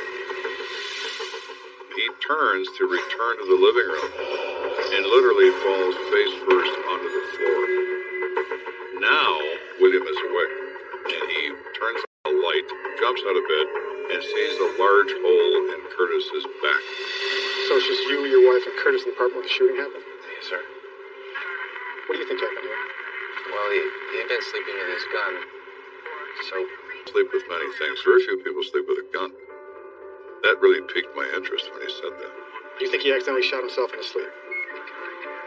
Yeah. He couldn't think of any other reason why Curtis would have been shot other than an accidental shooting. Stay right here. Is it possible he shot himself in the chest with a semi-automatic pistol while he's in bed, accidentally? Yeah, possible. Is it likely? No, it isn't. No, it isn't. Hoping for an account that better suits the facts, Kenda turns to William's common-law wife, Sheila. Sheila, Lieutenant Kenda. I ask her the same kinds of questions I ask William, and I'm getting the same kinds of reply. Yeah, he was a really great guy. We really liked him. But he was kind of going through a lot, so we were trying to help him out. But then she says something completely different than her common-law husband. What happened here tonight? I think he shot himself. Excuse me? He was really depressed. He had this girlfriend, Hannah, and she just broke up with him. I was trying to, cheer him up a little bit. Convince him things were going to get better. Okay? No. What's going on? It's Hannah. It's everything. She further said he had just discovered, a few days earlier, that Hannah had already jumped into a relationship with somebody else. He therefore believed he had not only been discarded, but had been forgotten. Would a suicidal person shoot themselves in the chest? That is a very rare thing. Suicidal people want to make certain this is going to work. They shoot themselves in the head. You and your husband are telling very different stories. Stay right here. What I focus on is what is likely, not what's possible. This is getting curiouser and curiouser. The more we ask and the more we learn, the less I like this. Kenda's suspicions only deepen when he hears back from CSI. Hey, Lieutenant. CSI pulled a bullet out of the wall behind the bed. What's the caliber? It's a .45. Now, the gun we covered from the base of the bed is the .380. Can a .380 fire a .45 caliber bullet? No, it can't. Were any other guns recovered? No, sir. Just the victims. That bullet, that piece of lead stuck in a wooden stud, says there is no suicide. There is no accident. This is a murder. And who is present in this room that's still alive? William.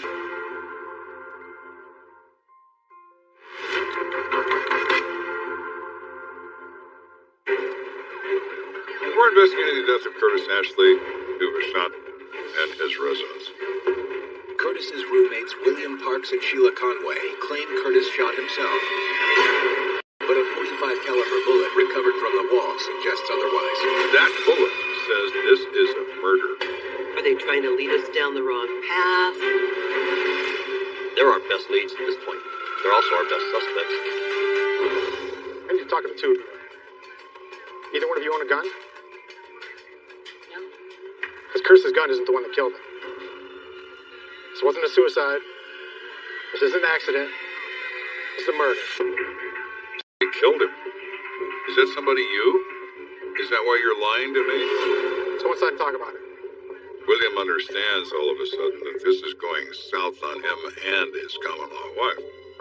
Now they become really distressed. You think it's us? That we did it? I'm telling you, it wasn't us. We really are trying to lean on them as possible suspects, but they're adamant about they're not involved. Are you interested in proving you didn't shoot Curtis? There's a test we can do on your hands that'll show if either one of you shot a gun. Sheila and William agree to submit to a gunshot residue test.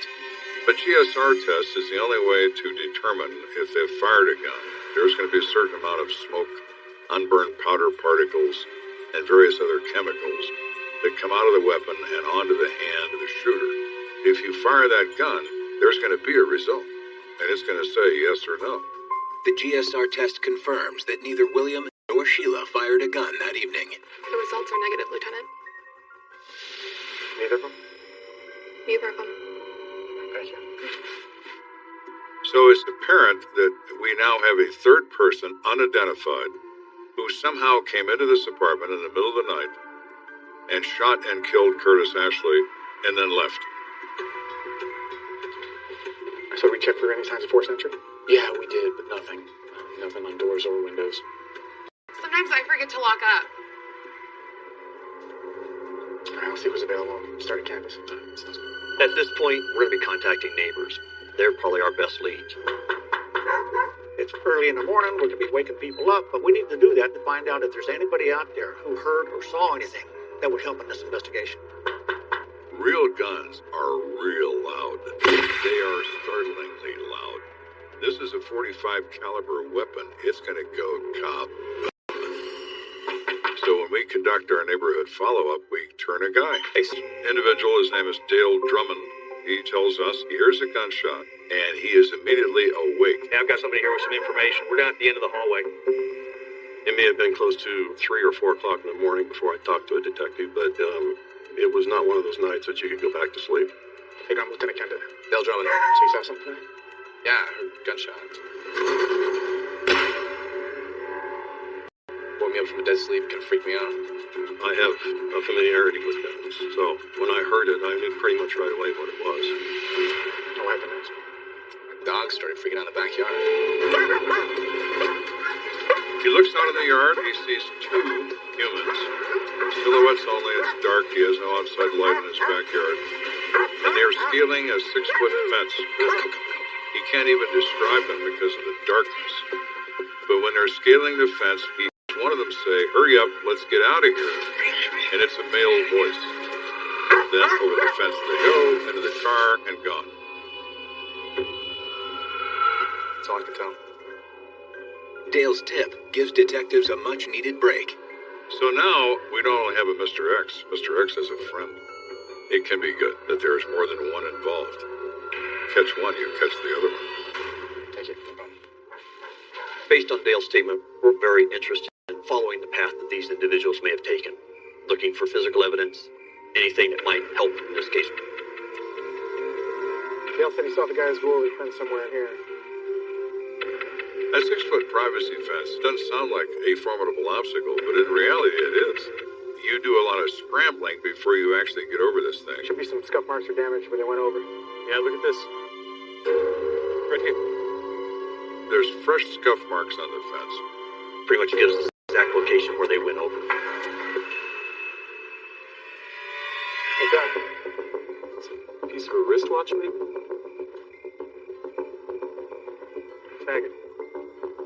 Now, somebody goes over the fence. They're grabbing with anything they got. Did they break their watch? I think so. Let's see if we find the rest of the watch around here. Now, we look for a watch, we don't find one. But we've got the watch strap. That could be significant. But a watch strap isn't all the 2 suspects left behind. Hey, Lieutenant. Got something for you. On the other side of the fence, we actually find a package of cigarettes. A generic brand packet of cigarettes. Generic brand cigarettes are less expensive than the named brands of cigarettes. Looks like our guys got the cheap stuff. They definitely left here in the last day or so. I'll let you fucking laying out here in the grass. We had to begin with. Maybe we could turn this pack of cigarettes and that watch band into 2 dudes. Wouldn't that be nice? Then, as luck would have it, a new lead falls right into Kenda's lap. Go for Kenda. We get a call that there's somebody at the police station who says that he's a good friend of Curtis Ashley's, and he thinks he might know who's responsible for this. Well, this is getting better by the minute. 10-4 will be right there. Kenda out. Want to keep searching? Let me know if you find anything else. Yes, sir. Let's go.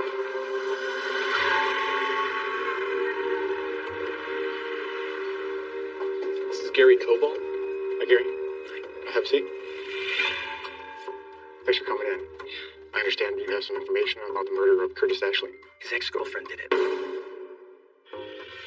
Well, that's a pretty direct accusation.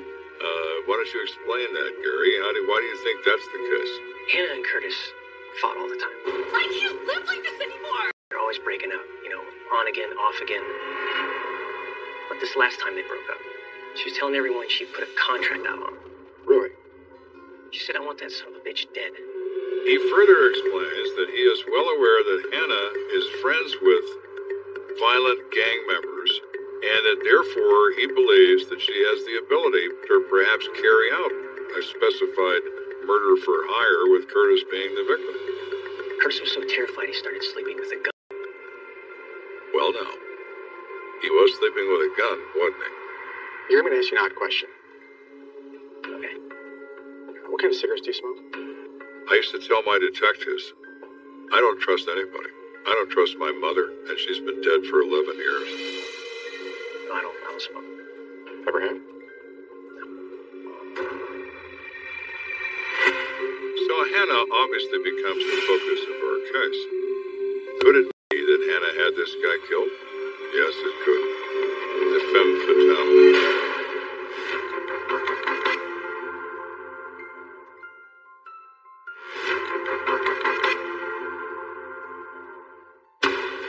We've learned a lot in this case so far about the death of Curtis Ashley. Not enough, of course. But now we have a point of focus. A witness, a broken watch, and a pack of cigarettes lead Kenda to believe 2 men killed Curtis. But Kenda suspects a scheming ex-girlfriend may also be involved. We have Miss Anna Tracy, who is alleged to be the mastermind of Curtis's death. She's our next step. We want to find out, is she involved in this? Did she do this?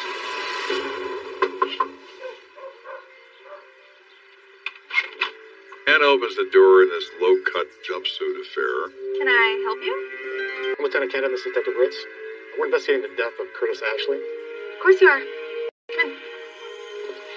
She knows why we're there. She knows that we're coming. She's not surprised that we're there. Nice tea. Water, maybe? No, thank you. She is someone of interest to me. Why do you behave like this? Why do you dress like this? Please. Sit down. I'm not going to beat around the bush. Some people told us she put a contract out on Curtis. Now Curtis ends up dead.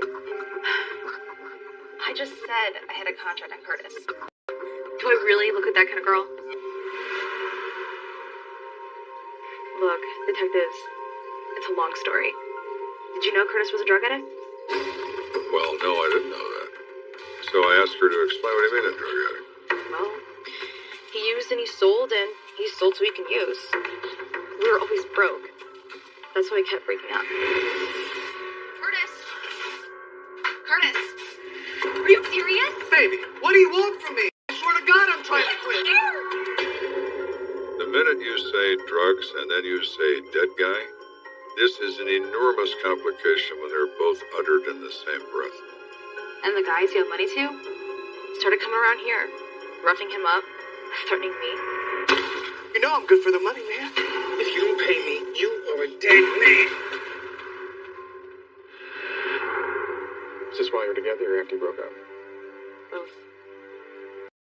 Anyway, I figured if I started telling everybody I had a hit on Curtis, and those guys who were after him, then we weren't together anymore. And that I wasn't someone they wanted to mess with. Hannah's concerned for her own welfare, so she's building a protective wall through threats, or veiled threats, to try to get these people to leave her alone. After we listen to her, it becomes apparent to me that this is not Hannah, the contract murderer. There are now a lot of different reasons why he might be killed. If he was dealing drugs, was he dealing with the wrong person? Did he cheat somebody? Well, assuming your story is true, can you think of anyone that would want Curtis dead? Probably Panhead Glenn. You know, Glenn went for drugs. Panhead Glenn? Now, Panhead was a design of a Harley-Davidson motorcycle engine. Glenn is an owner of a Panhead Harley. Hence, they call him Panhead Glenn. He says that Glenn is an ex-con. He's done time for shooting people in the past. Well, that's interesting. Not only does he have maybe a reason to be mad at Curtis, but he has experience. So how do you know Panhead Glenn so well? Well, we kind of had a thing for a while. Had or have? Well, you know, feelings. They come and they go. This week, he helped me out moving some stuff. We even talked about getting a drink soon. So you were thinking about getting back together with him? I like this mix. The three most common motives in murder: money, sex, and revenge. We have money, and now we've introduced sex. That's starting to work for me. Okay, well, thank you for your help. And I'm sorry for your loss. So, we turn to leave, and she follows us outside. And she turns to me, and she's trying to be cute. And she asks me... Hey, do you have a light? She pulls out a pack of cigarettes. I'm very curious about that. She doesn't know I was curious about it. Yes, I do. But it's not the generic brand that's found in that backyard. It's a major brand. No problem. I lit her cigarette and we moved on. Kenda isn't sure he believes all of Hannah's story, but it rings true enough to turn their attention to the man known as Panhead Glenn. Glenn Sapp did time for first-degree assault. You want to pay him a visit? Let's go check with narcotics, see what we got on him first. Convicts don't respond out of fear, they only respond out of pressure. We want to put ourselves in a position where we've got some kind of a hammer on Panhead before we ever talk to him about Curtis Ashley. Hey, Sterling. Hey, Lieutenant, how you doing? Good. You guys know a guy that goes by the name of Panhead Glenn? As a matter of fact, we do.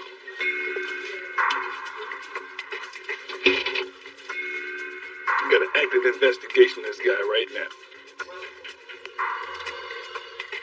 He's a player. He doesn't move a lot of weight, but he moves some. Yeah, we're looking at him for murder. You guys got anything on him that we can use? Enough for a search warrant. They have enough to get a search warrant for his house to find drug evidence, and if it is found in his home, he's arrested for it. This is excellent pressure. That is terrific news. All right, you want to get on that? Want to give the SWAT team a call? Sounds good. All right, thank you.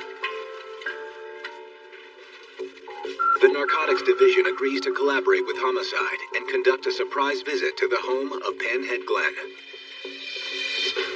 Anytime you conduct a raid involving narcotics, you take a lot of people with you, so there's no resistance, and you take a dog, because it's a lot easier to use the dog rather than spend all night in there trying to find something the dog can find in 30 seconds.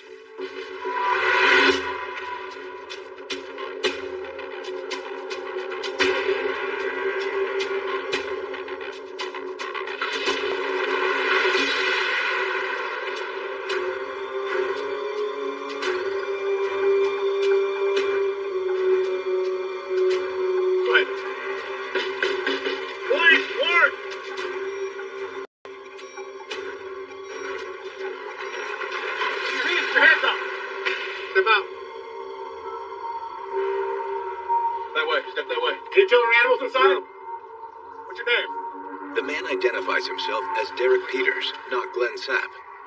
But the search quickly proves to be a fruitful one for narcotics.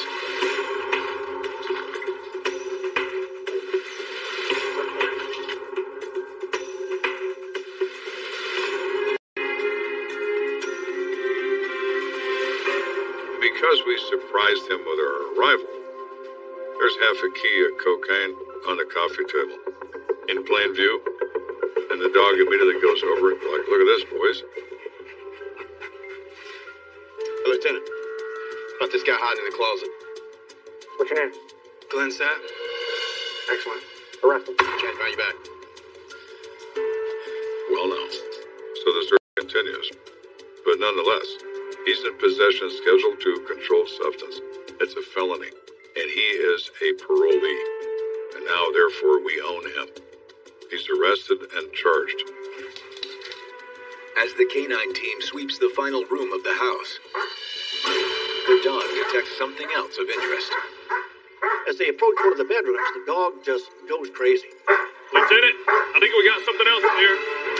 What's going on? There's a pile of dirty laundry on the floor, and it starts to move. No, I don't do yourself. There's someone underneath there. You better come out now.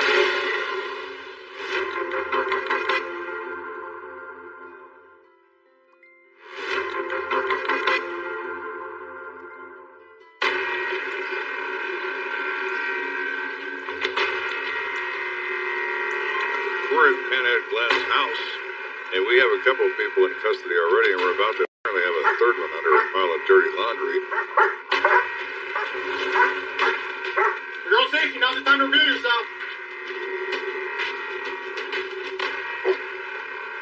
So this woman stands up out of these dirty clothes, and she is so frightened she's visibly shaking. It's kind of like, really? You couldn't find a better place to hide than that? Who are you? I'm Kitty. I surrender. Step out here. Kitty reveals that she is the wife of Derek Peters. Kitty is obviously our weak link. Because that dog had put the fear of Gus. Have you always lived here together? Yes, all three of us, we live here together. Okay. Where were you last night? I was home. How about Derek and Glenn? They went to some carnival in town. So she puts Derek and Glenn together, and they're out of her sight on the evening of the murder. And I know I'm looking for two males. This is really coming home. It's not a far stretch to think that maybe Derek is the second individual involved. One more thing. I look on the coffee table, there's a pack of generic cigarettes. The right kind of generic cigarette. The same brand that was in the backyard. You smoke spades? No, I hate those. Whose are those? Glenn or Derek's, they both smoke those. Oh, really? That's very convenient. Let's go. Kitty is taken into custody for the possession of the cocaine that was found in the house. She's taken over to the Narcotics Bureau. Derek and Glenn are both transported down to the Homicide Bureau for further interviews. All right, Glenn. Why don't you tell me how you know Curtis Ashley? Curtis, And Rest is talking to Glenn, and I'm watching from behind a mirror. Curtis Ashley. Curtis Ashley. don't know anybody by that name. He's a very cocky, smug kind of guy. He don't know nothing about nothing. He knows his name is Glenn. Reasonably sure his last name is Sapp, and he never heard of anybody named Curtis Ashley. See, we think you do know Curtis, Glenn. Matter of fact, we think you have business dealings with him. Not me. He's denying anything. He wants to know why he's there. Even when we point out there's a lot of drugs in the house, he comes up with some bizarre statement. Oh, well, you know what? My ex-wife recently died, and they did drop off a bunch of her boxes at my place, and I haven't had a chance to go through them, so she may have had drugs in there, but, you know, they weren't mine. Oh, please. So your tragically dead ex-wife is in fact responsible for the drugs. You forgot to say the elephant stepped on your homework. You forgot that part. Glenn, we found half a kilo of cocaine on your coffee table. Right out in the open. You know what? Why don't you give me a few days? I'll find a good lawyer and, then I'll come back and talk to you. Glenn, you're already under arrest for the drug charges. Stand up. I know. With Glenn refusing to talk, detectives face an uphill battle making a murder charge stick. I need either something to be found in that house, or I need Derek to tell me where they went that night and what they did when they got there. So I checked with my officers doing the search, and I said, so what do we got? This is Kenda. Yes, that's it. So what have you found so far? Did you uncover a gun? No gun. I got something else for you.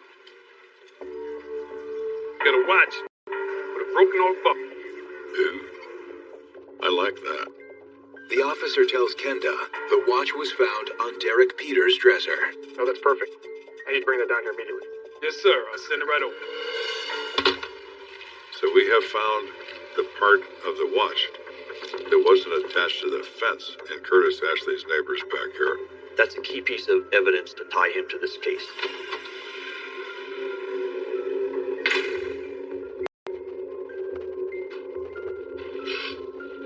So, Derek, last night your wife said you and Glenn went out? Yeah, we went to the carnival. Okay. You know, went on some rides, walked around, had some drinks, and came home. I didn't find out about Curtis Ashley until the next day. All right. The only way you get a confession is pressure. When you apply the pressure and you continue to obtain the screws, that's when you get somewhere. Do you wear a watch, Derek? Used to, but the band broke. Does that look familiar to you? Go ahead, open it up.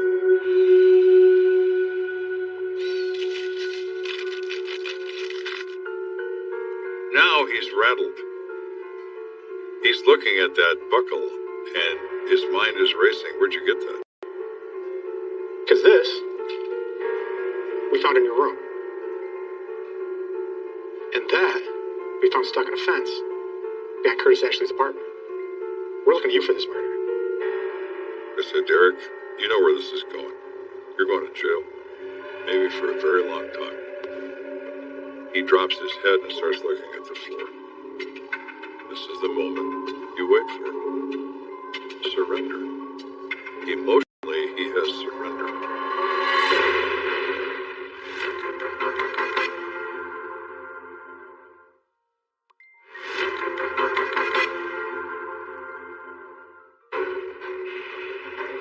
We now know that Derek and Glenn Sapp are responsible for the death of Curtis Ashley. No longer a mystery. So now we need Derek to tell us that, and he's about to. Tell me what happened there. Had a gun. Okay, that's good. Tell me how it started. Well, we went to the carnival. We had a couple drinks.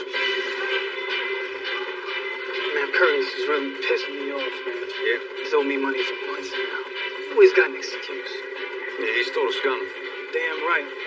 He gets more and more distressed, and he starts telling Derek how he can't let this go, because if he does, the word gets out there that you don't have to pay Glenn, because Curtis never paid Glenn.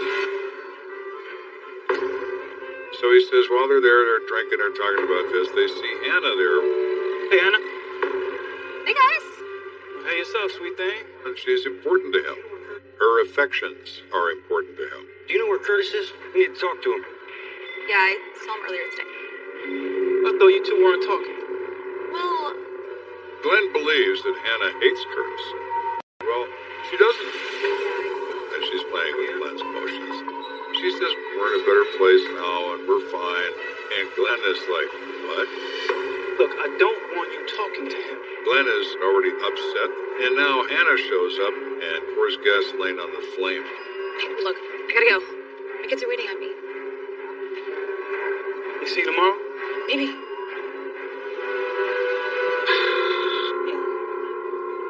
Glenn decides they're going to go over there and confront Curtis.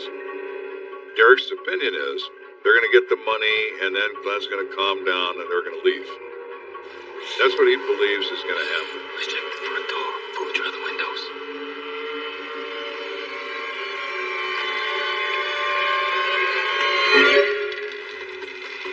The apartment door was unlocked, and they actually just walked in. Who's there?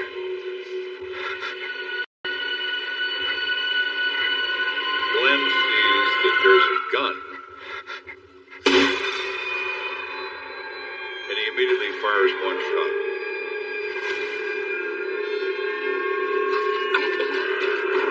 And they run. They do what fear drives you to do. They run. I believe that Derek never thought that Glenn was going to take things that far. And maybe Glenn didn't think he was either. I think the combination of the emotion, the presence of a gun in proximity to Curtis, made everybody react, and a shot is fired. One shot, not multiple shots, one. With Derek Peters' statement in tow, prosecutors elicit a confession from Glenn Sapp, who admits to killing Curtis Ashley over a drug debt. Though Derek was sentenced to 4 years in prison. Glenn was subsequently charged with accessory to murder, pled guilty to that, and was sentenced to 8 years in prison. Curtis Ashley lives on this planet for 28 years, not 29, because he loses his life over a drug debt and they presume involvement with a female. And who is Hannah? Well, Hannah is a musician. She's plucking everybody's strings and making noise, but it's not music.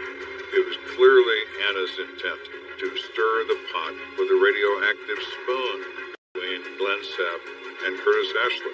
Can we charge Hannah with anything? No. Was she one of the movers in this affair? Absolutely.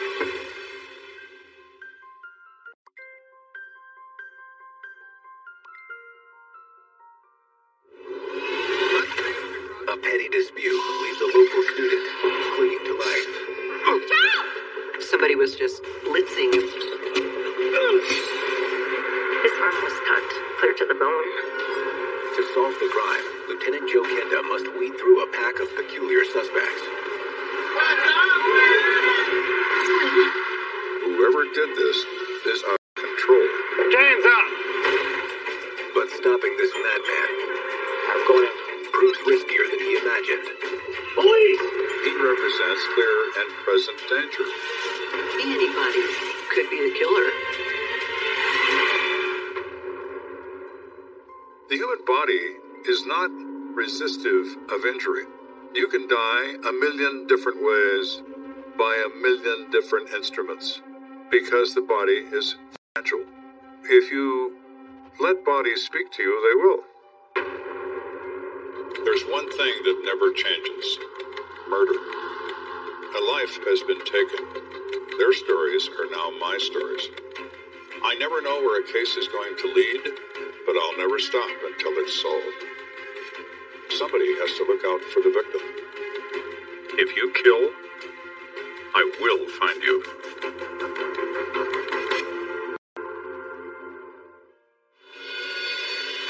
It's Easter weekend, a holiday for most of Colorado Springs.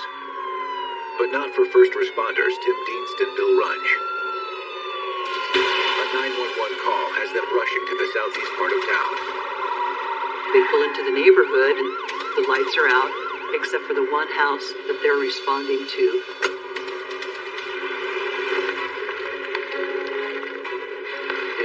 Doesn't look like the cops are here yet. Hello? Hello?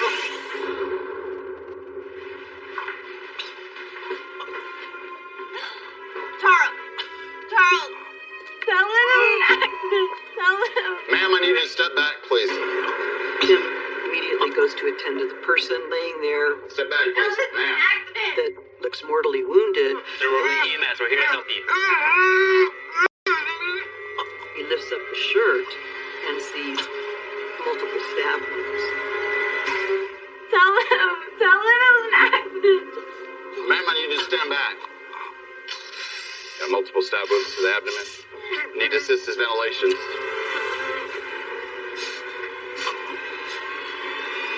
All right, so we're going to get you moved out of here.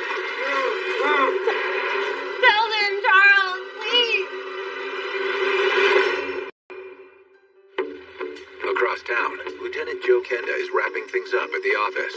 Easter weekend, of course, is a holiday weekend, and that tends to lead to parties and drinking and excessive behavior, resulting in an enormous rise in calls for service for the police.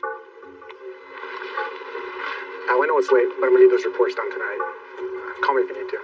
Will do, Lieutenant. It was about 2 o'clock in the morning, and I was looking forward to going home. Go over, Kenda. Lieutenant Kenda, you've been requested at 1944 Carmel. EMS reports the victim is in grave condition. Grave is a bad word. and I thought, I'm not going home. 10-4, I'm on the way. Kenda out.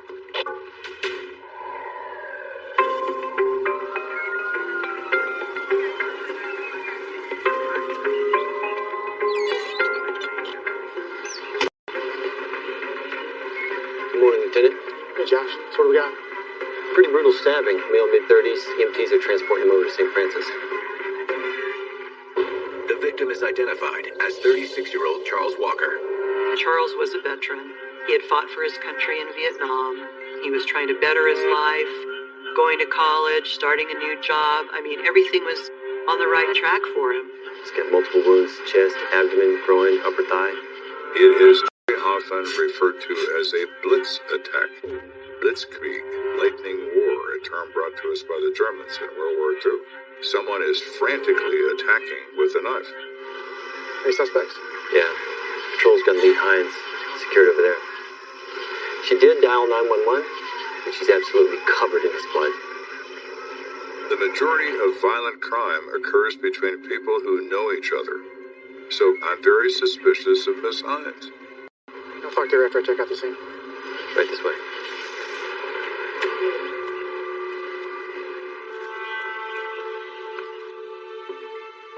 Right through here. This is where the medics found him. I look at the furniture, I look at the objects in the place. Nothing's out of place. But Kenda's attention is immediately drawn to the blood-soaked couch against the far wall. The bloodstains I see look appropriate for someone who has already been wounded to lay down on this sofa and bleed. Have you gone through the rest of the house? Any signs of blood? We checked. All the walls are clear of any spatter. So he wasn't stabbed in the house.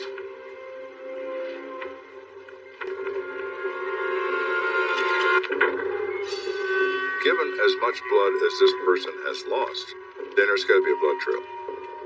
Where did the blood trail lead? We can find out without talking to anybody. Trusty flashlight. Light the place up. That's where the EMTs got him. So they got more blood going that way. Look at the blood on the sidewalk. Followed across the grass because it's still fresh. It hasn't dried yet. So we're following that trail, and there is drainage bleeding in the grass and down a fence.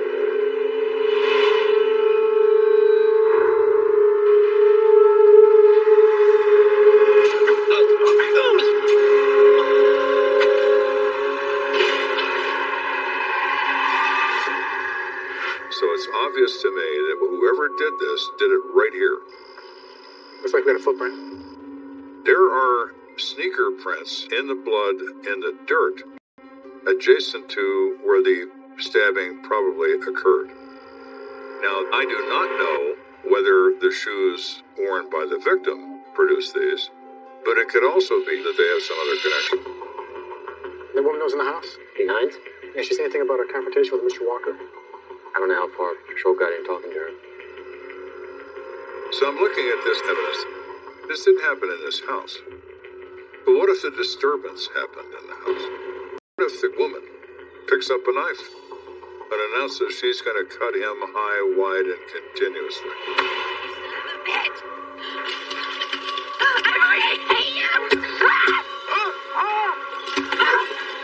And this is where she catches up to it. And then, overcome by the moment, oh my God, what have I done?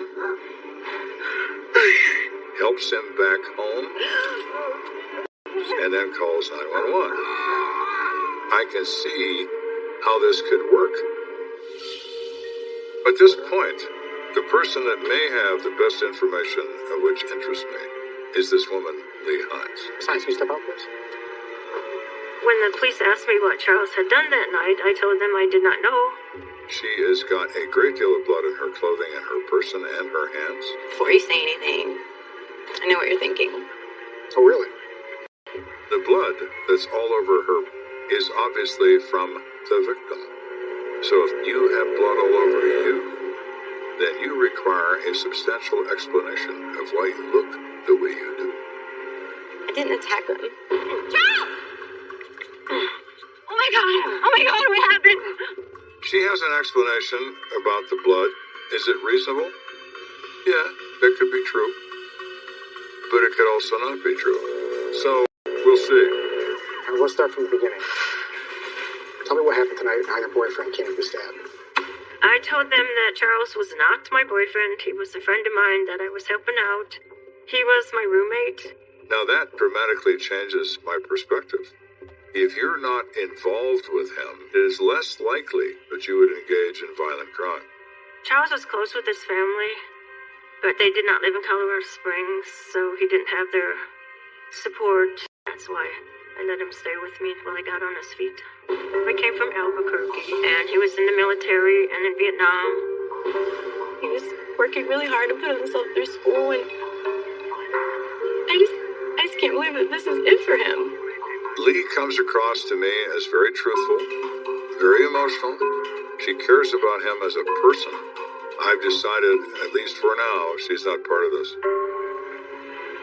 At the moment, though, Lee Hines, Kenda's sole witness. So tell me what happened. It's all my fault. I should have never told him about that guy. She says that to me, and I said, oh, really? What guy would that be?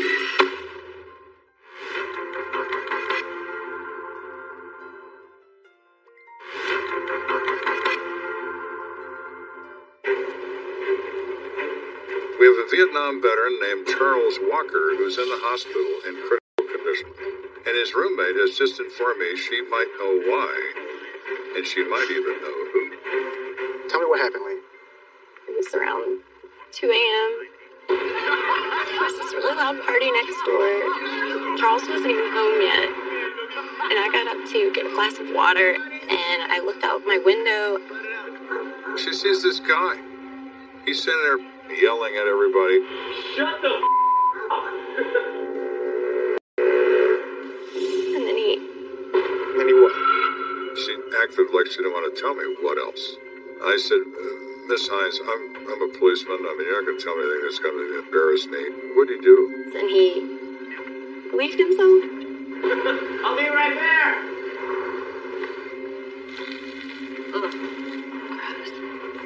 I was really mad. I have to go clean that up in the morning. Is this guy one of your neighbors? No, he was just there for the party, I think.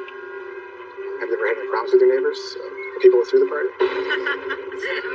No, it's a woman, and I think her boyfriend. I'd say hi and how you doing and chit-chat a little bit about what's going on. I never had any problem with them at all, and neither had Charles. So tell me what happened after you saw this guy urinating on the side of the house. I just was getting ready to go back to bed, and that's when Charles came home. Oh, hey. Hey, you still up? Yeah. Couldn't sleep. Yeah, the neighbors and the guests are being pretty loud, huh? Yeah, they're rude, too. Really? Yeah, one of the guys came over and peed on the side of the house. What? You're kidding. And then he just went out the back door. Was he angry? No. I literally just thought that he just forgot something in his car. He didn't storming out of the house. Hey, I'll be right back. That's why I thought he went out to get something that he had left in the car. The party is suddenly over, but Charles doesn't come back. So she goes outside looking for him. There was absolutely nobody on the street. There was nobody next door. And so I went walking down to the left. Charles! Oh my god. Oh my god! Oh my god, what happened? And I saw Charles leaning on the fence. He put his arm around my shoulder and we started to walk back to the house. It was dark and I didn't realize he'd been stabbed. And I called 911. So this guy was urinating on the side of the house. You don't know him, but did you describe him to Charles? I just said that he was wearing a white sweatshirt with the arms cut off, and he was just like a big guy. it's reasonable to assume that Charles is going to identify who that is by appearance alone and confront him. So the odds are excellent, in my view, that Mr. White Sweatshirt is a guy with a blade. Hoping to attach a name to their new suspect, Kenda and his men head next door, where the house party had taken place. We knock on the door, no response. Try the handle.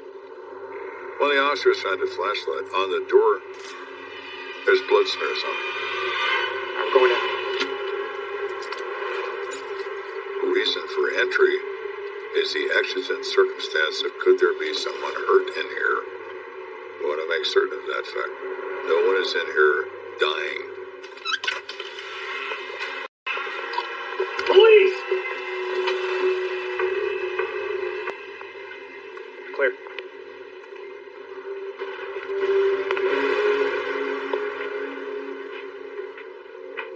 House is clear. No bodies. Nobody's home.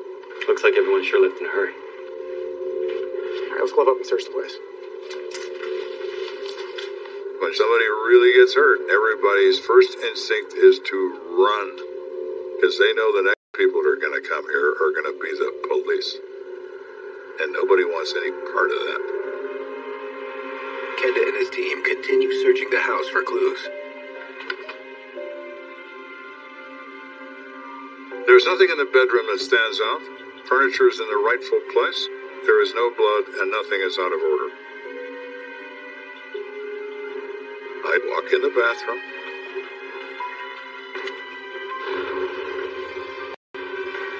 There's blood in the sink, blood in the hot water, cold water taps. There's blood next to the towel rack. Kenda wonders if the killer tried to wash off the blood evidence before fleeing the scene.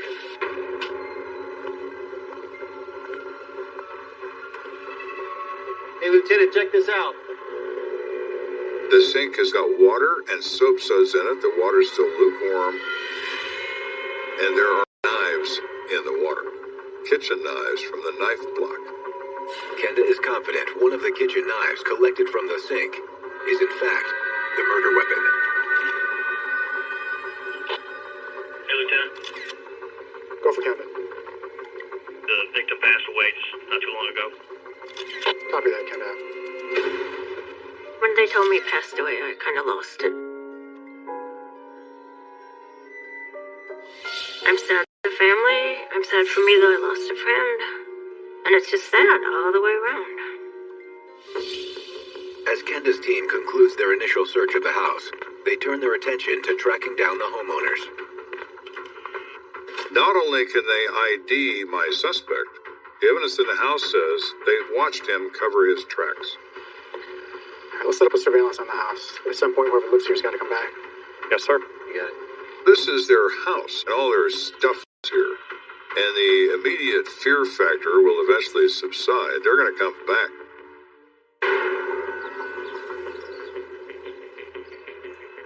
So the officers are there, but they're not obviously easily seen.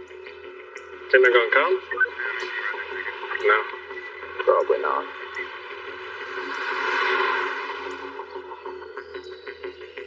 A couple hours later, this car turns down the street. There they are. The car stopped. Officers run the plates and determine the car is registered to the homeowner. Hands up! A woman named Debbie Archuleta. Now what? Step out of the car. Face away from it. Step out here. Back here.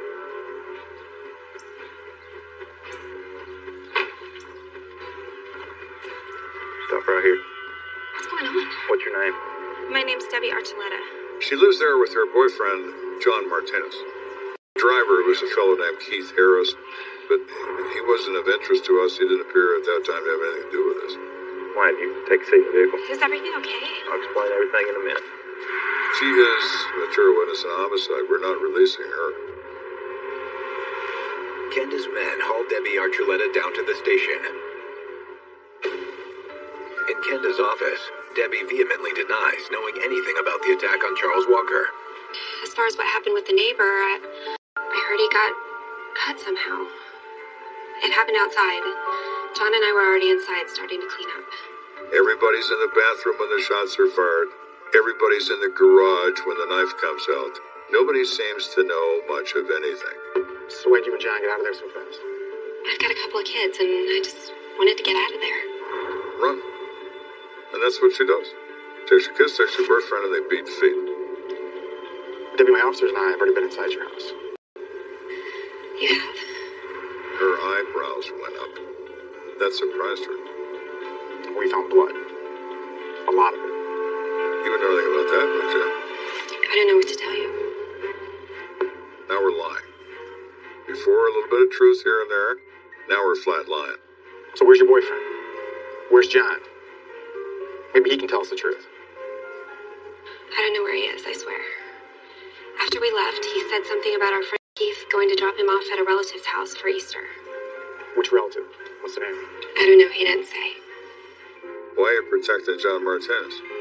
Because you are. How about a guy at the party with the white sweatshirt with the sleeves cut out? Who's he? I think you mean Pete. I don't know his last name. He lives with his parents. Hang on. It's Kenda. Who? Yes. I definitely want to talk to him. It is Pete, the sweatshirt dude. Hang on a second. All right, Debbie, we're done here. Sure. It's Lieutenant Kenda. How can I help you? He identifies himself on the phone as Pete Quintero. He said he was at a party the night before, and he knows that things got out of control, and he knows that maybe he's part of how it started. I was wondering if I could come in and... Excellent, Mr. Quintero. Come on down, Pete. You're the next contestant in this little scenario.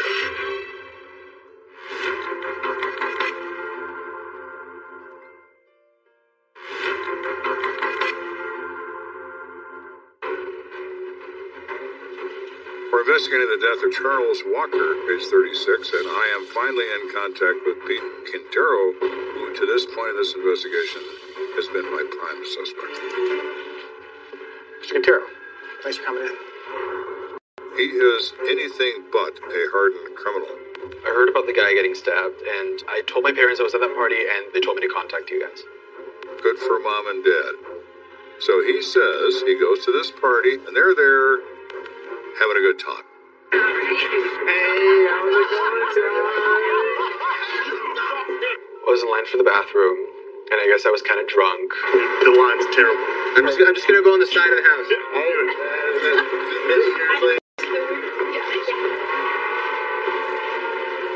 I just decided to take a piss on the side of John and Debbie's house. But I just got turned around, and I ended up being in the neighbor's house instead. Pretty simple mistake. These houses are incredibly close together.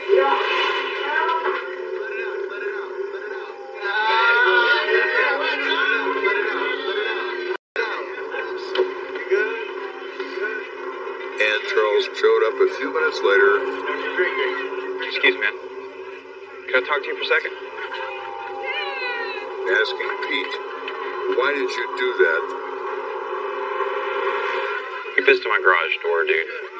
Pete said he's not calling him names, he's not threatening him, he's actually pretty reasonable about it. I know you're drunk, but it's just not cool, dude. If he was your friend, he was very loyal to you. That night he was just being Charles and defending the home front, I guess you could say. Honest, Mr. Kenda, I know I shouldn't have been peeing anywhere outside, but I was just really drunk, and then I said I was sorry, and I really... Relax. It's okay. This is a murder. No one cares about the urination on the garage door, including me.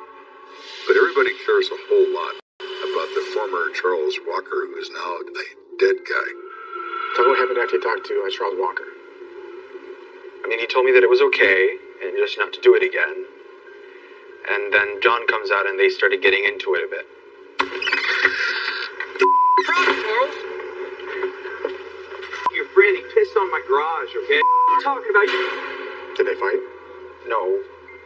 Well, I mean, not that I know of. I was just really embarrassed, so I left after that.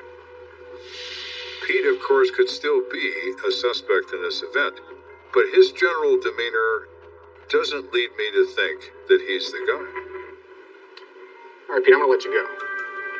But if you get home and realize there's something you haven't told me, it's in your best interest to come back and let me know. Yes, sir.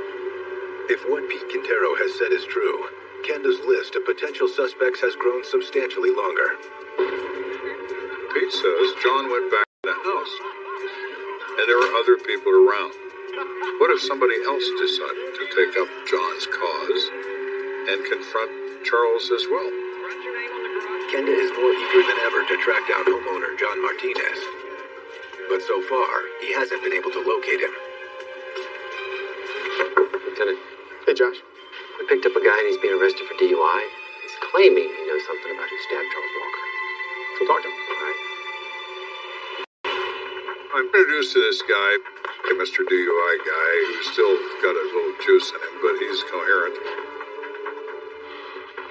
Listen, I'm not telling you guys anything unless you can get these DUI charges dropped, okay? Well, that's not going to happen. But what I can tell you is that you'll be treated fairly. You get to say your piece both here and in court.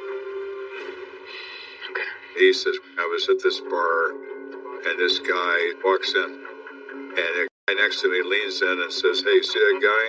Yeah? What about him? He says that's Marco Morello. He stabbed the guy at that party the other night. Okay. That's it.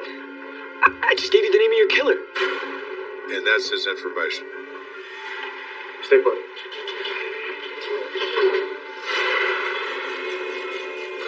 Let's go around this Marco Morello's name and see what we got on him. You got it. It's the kind of thing that informants come up with when they're in a jam.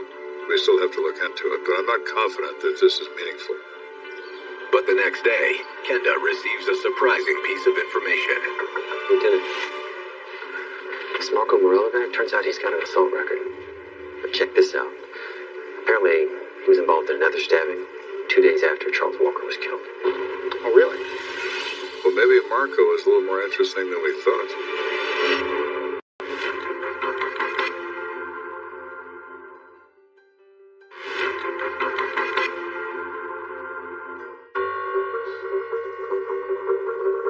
We get this information that Marco Morello is of Walker's death.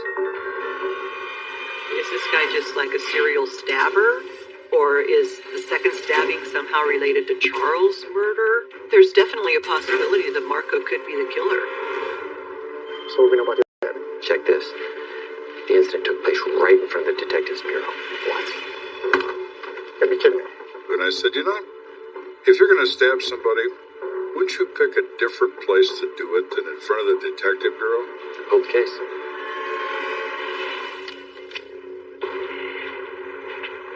Sorry, man, I don't have any money. You don't think I don't know what you've been telling everyone about me? Excuse me? I've heard everything.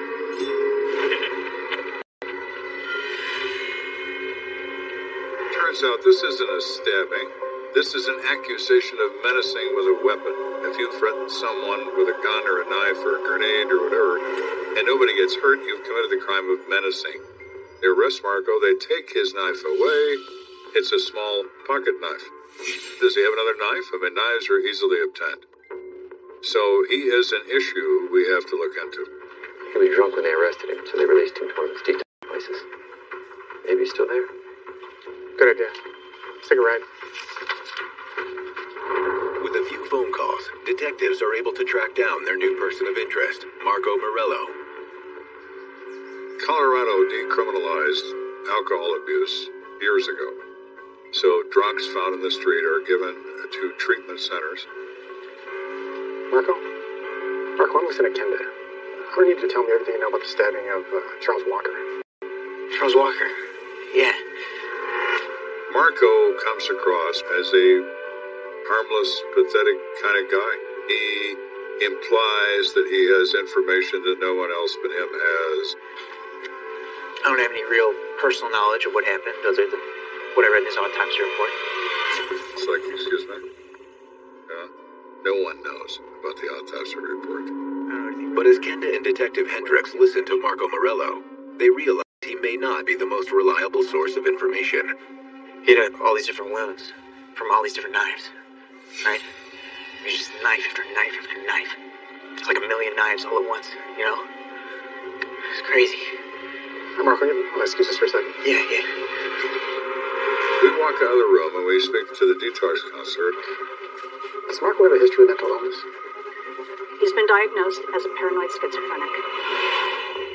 I think once you find out that somebody, has a mental illness like this, you have to start questioning anything that they told you.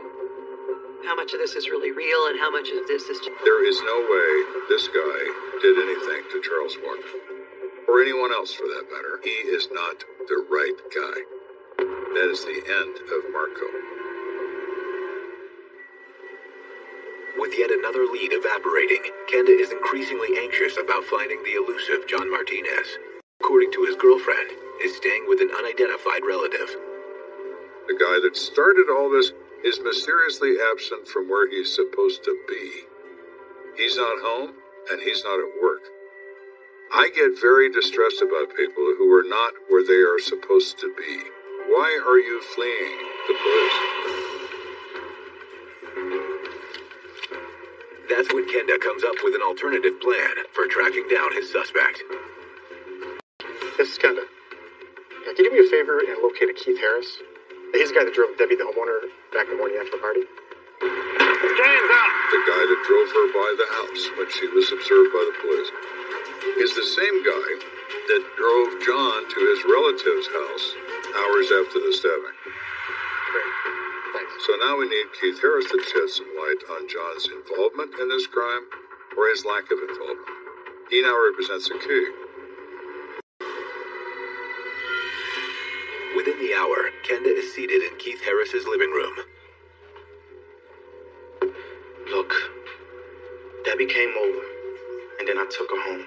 But as the two men talk, Kenda gets the sense he's being given the runaround. When she was over here, what'd she say? I don't really know. She said she needed somewhere to hang for a bit, and I said, sure, come on over. Keith Harris has been in custody. He's been in prison. He knows not to ever be a witness. If you don't know, you can't testify. He didn't know nothing about nothing. How about John Martinez? What'd he say when he was here? John wasn't here. You didn't see him at all that night? No, sir. You're lying to protect someone. Somehow or other, I can connect you to this. I'm going to. Is this something you want to go to prison for? It's the pressure. A veiled threat. The only thing that puts anybody forward is fear of their own trouble. Then they suddenly get an improved memory. Well, I guess he was over my house for a bit. Good. What else? I don't know how to say this. He had Keith, I'm losing my patience here. Do you want me to call your parole officer and let him know what we're talking about? All right. When he came over, he had blood all over his sneakers. He didn't clean his shoes now, did he? Where is John and his bloody shoes?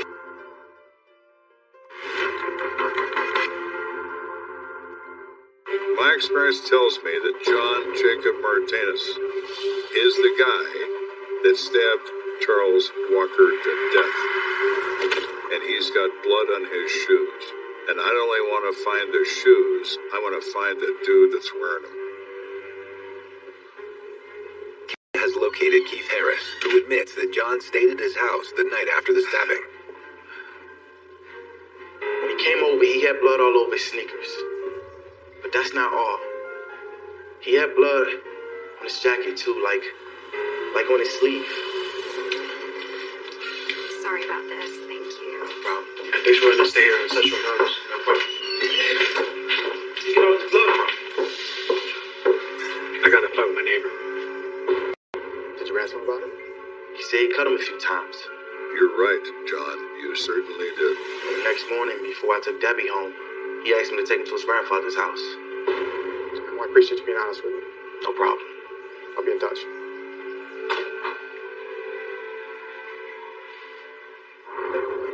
Later that same day, Kenda and his men pay a visit to John Martinez's grandfather.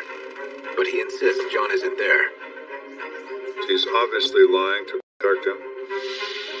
4 days we look for him. We check with family, relatives, friends, everybody. We're always 1 or 2 steps behind him. Kenda is running out of patience, and finally, after all the searching, locates John's mother, Gloria.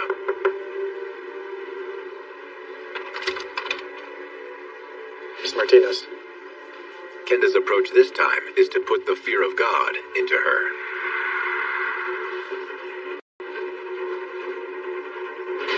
You and I both want what's best for your son. You need to convince him to turn himself in. This isn't going away. And we leave it at that, and we wait. We don't have to wait long. It's Kenda. Hello, Mr. Kenda. John's here with me now. He's going to surrender peacefully. He doesn't go anywhere. I'll be right there. Okay. Kenda and his men race back to the Martinez home.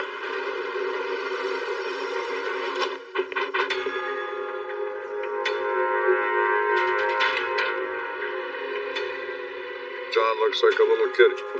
He's frightened. John Martinez? I'm not talking. You call that guy. His mother got him an attorney, and he says upon advice of counsel, he's not going to make a statement. That's fine, John. You can do that. He's wearing his sneakers, and I can see blood on his shoe. When we book you to the jail, we're going to have to swap out your clothes and your shoes for a jail jumpsuit. Sure, whatever. In his mind, he's already destroyed all the evidence. Well, actually, there is still a problem, John, that you didn't consider.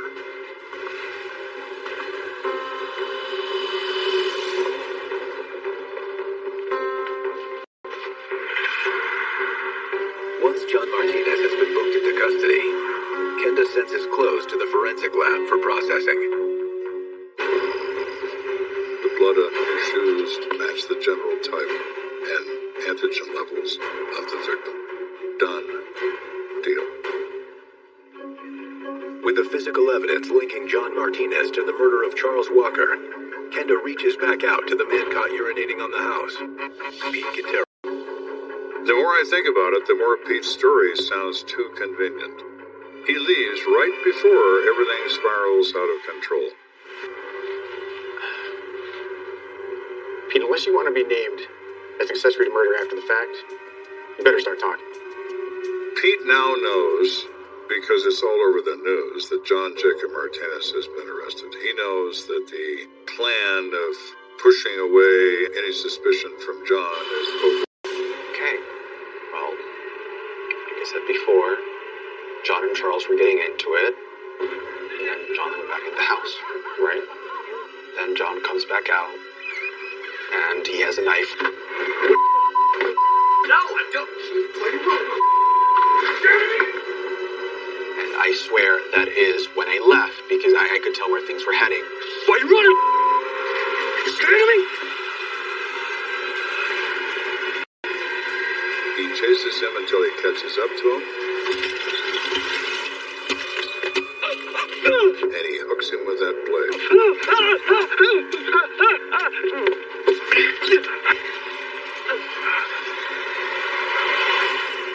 Why does he do all that? Who knows? He's got a few drinks in him, and he's got a bad temper, and maybe that's all he needs for motivation. John runs back to the house, and the case unravels from there. In a few minutes' time, someone's dead, other people's lives are changed forever, and over what? Over nothing, really. I really have no understanding as to why everything escalated so fast, other than the fact that my neighbors were all of a sudden went crazy. At trial, John Martinez is convicted of first-degree murder and is sentenced to life in prison.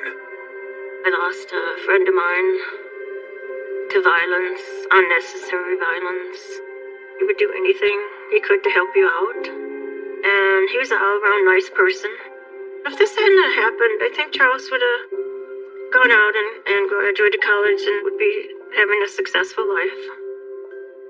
Charles Walker had survived 36 years on this planet, and he dies over a meaningless act at a party. Does that make any sense? No. Murder never does. 人，我操！哎，真不，我说这不是一个级别的。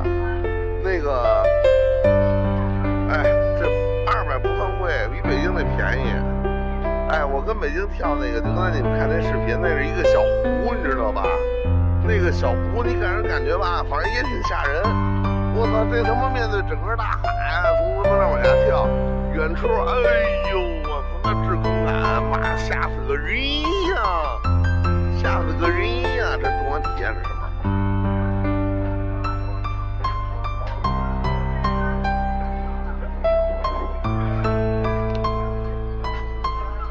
哦，玩3D 啊！哦，这是玩3D 的，穿越瞬间发生。没。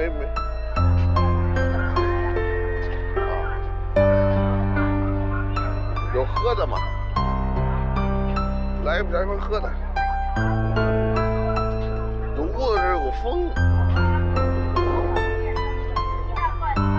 下边来杯奶茶吧。哎呦，可别介，可别介。我也看。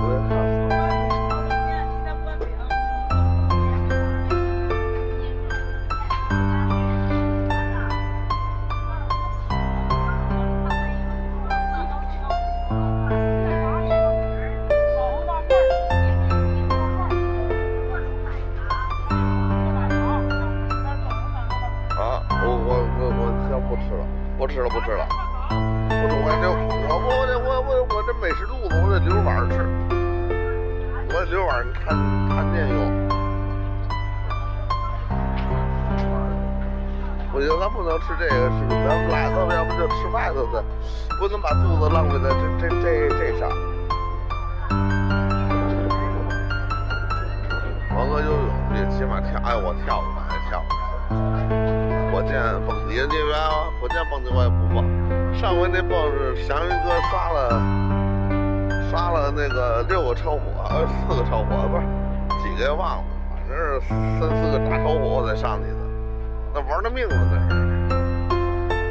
现在我不跳了，现在他妈是要命的，要命！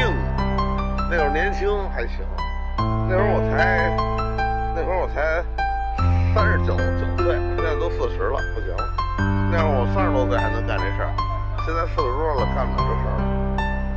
这已经被废弃了，看来都没人用了。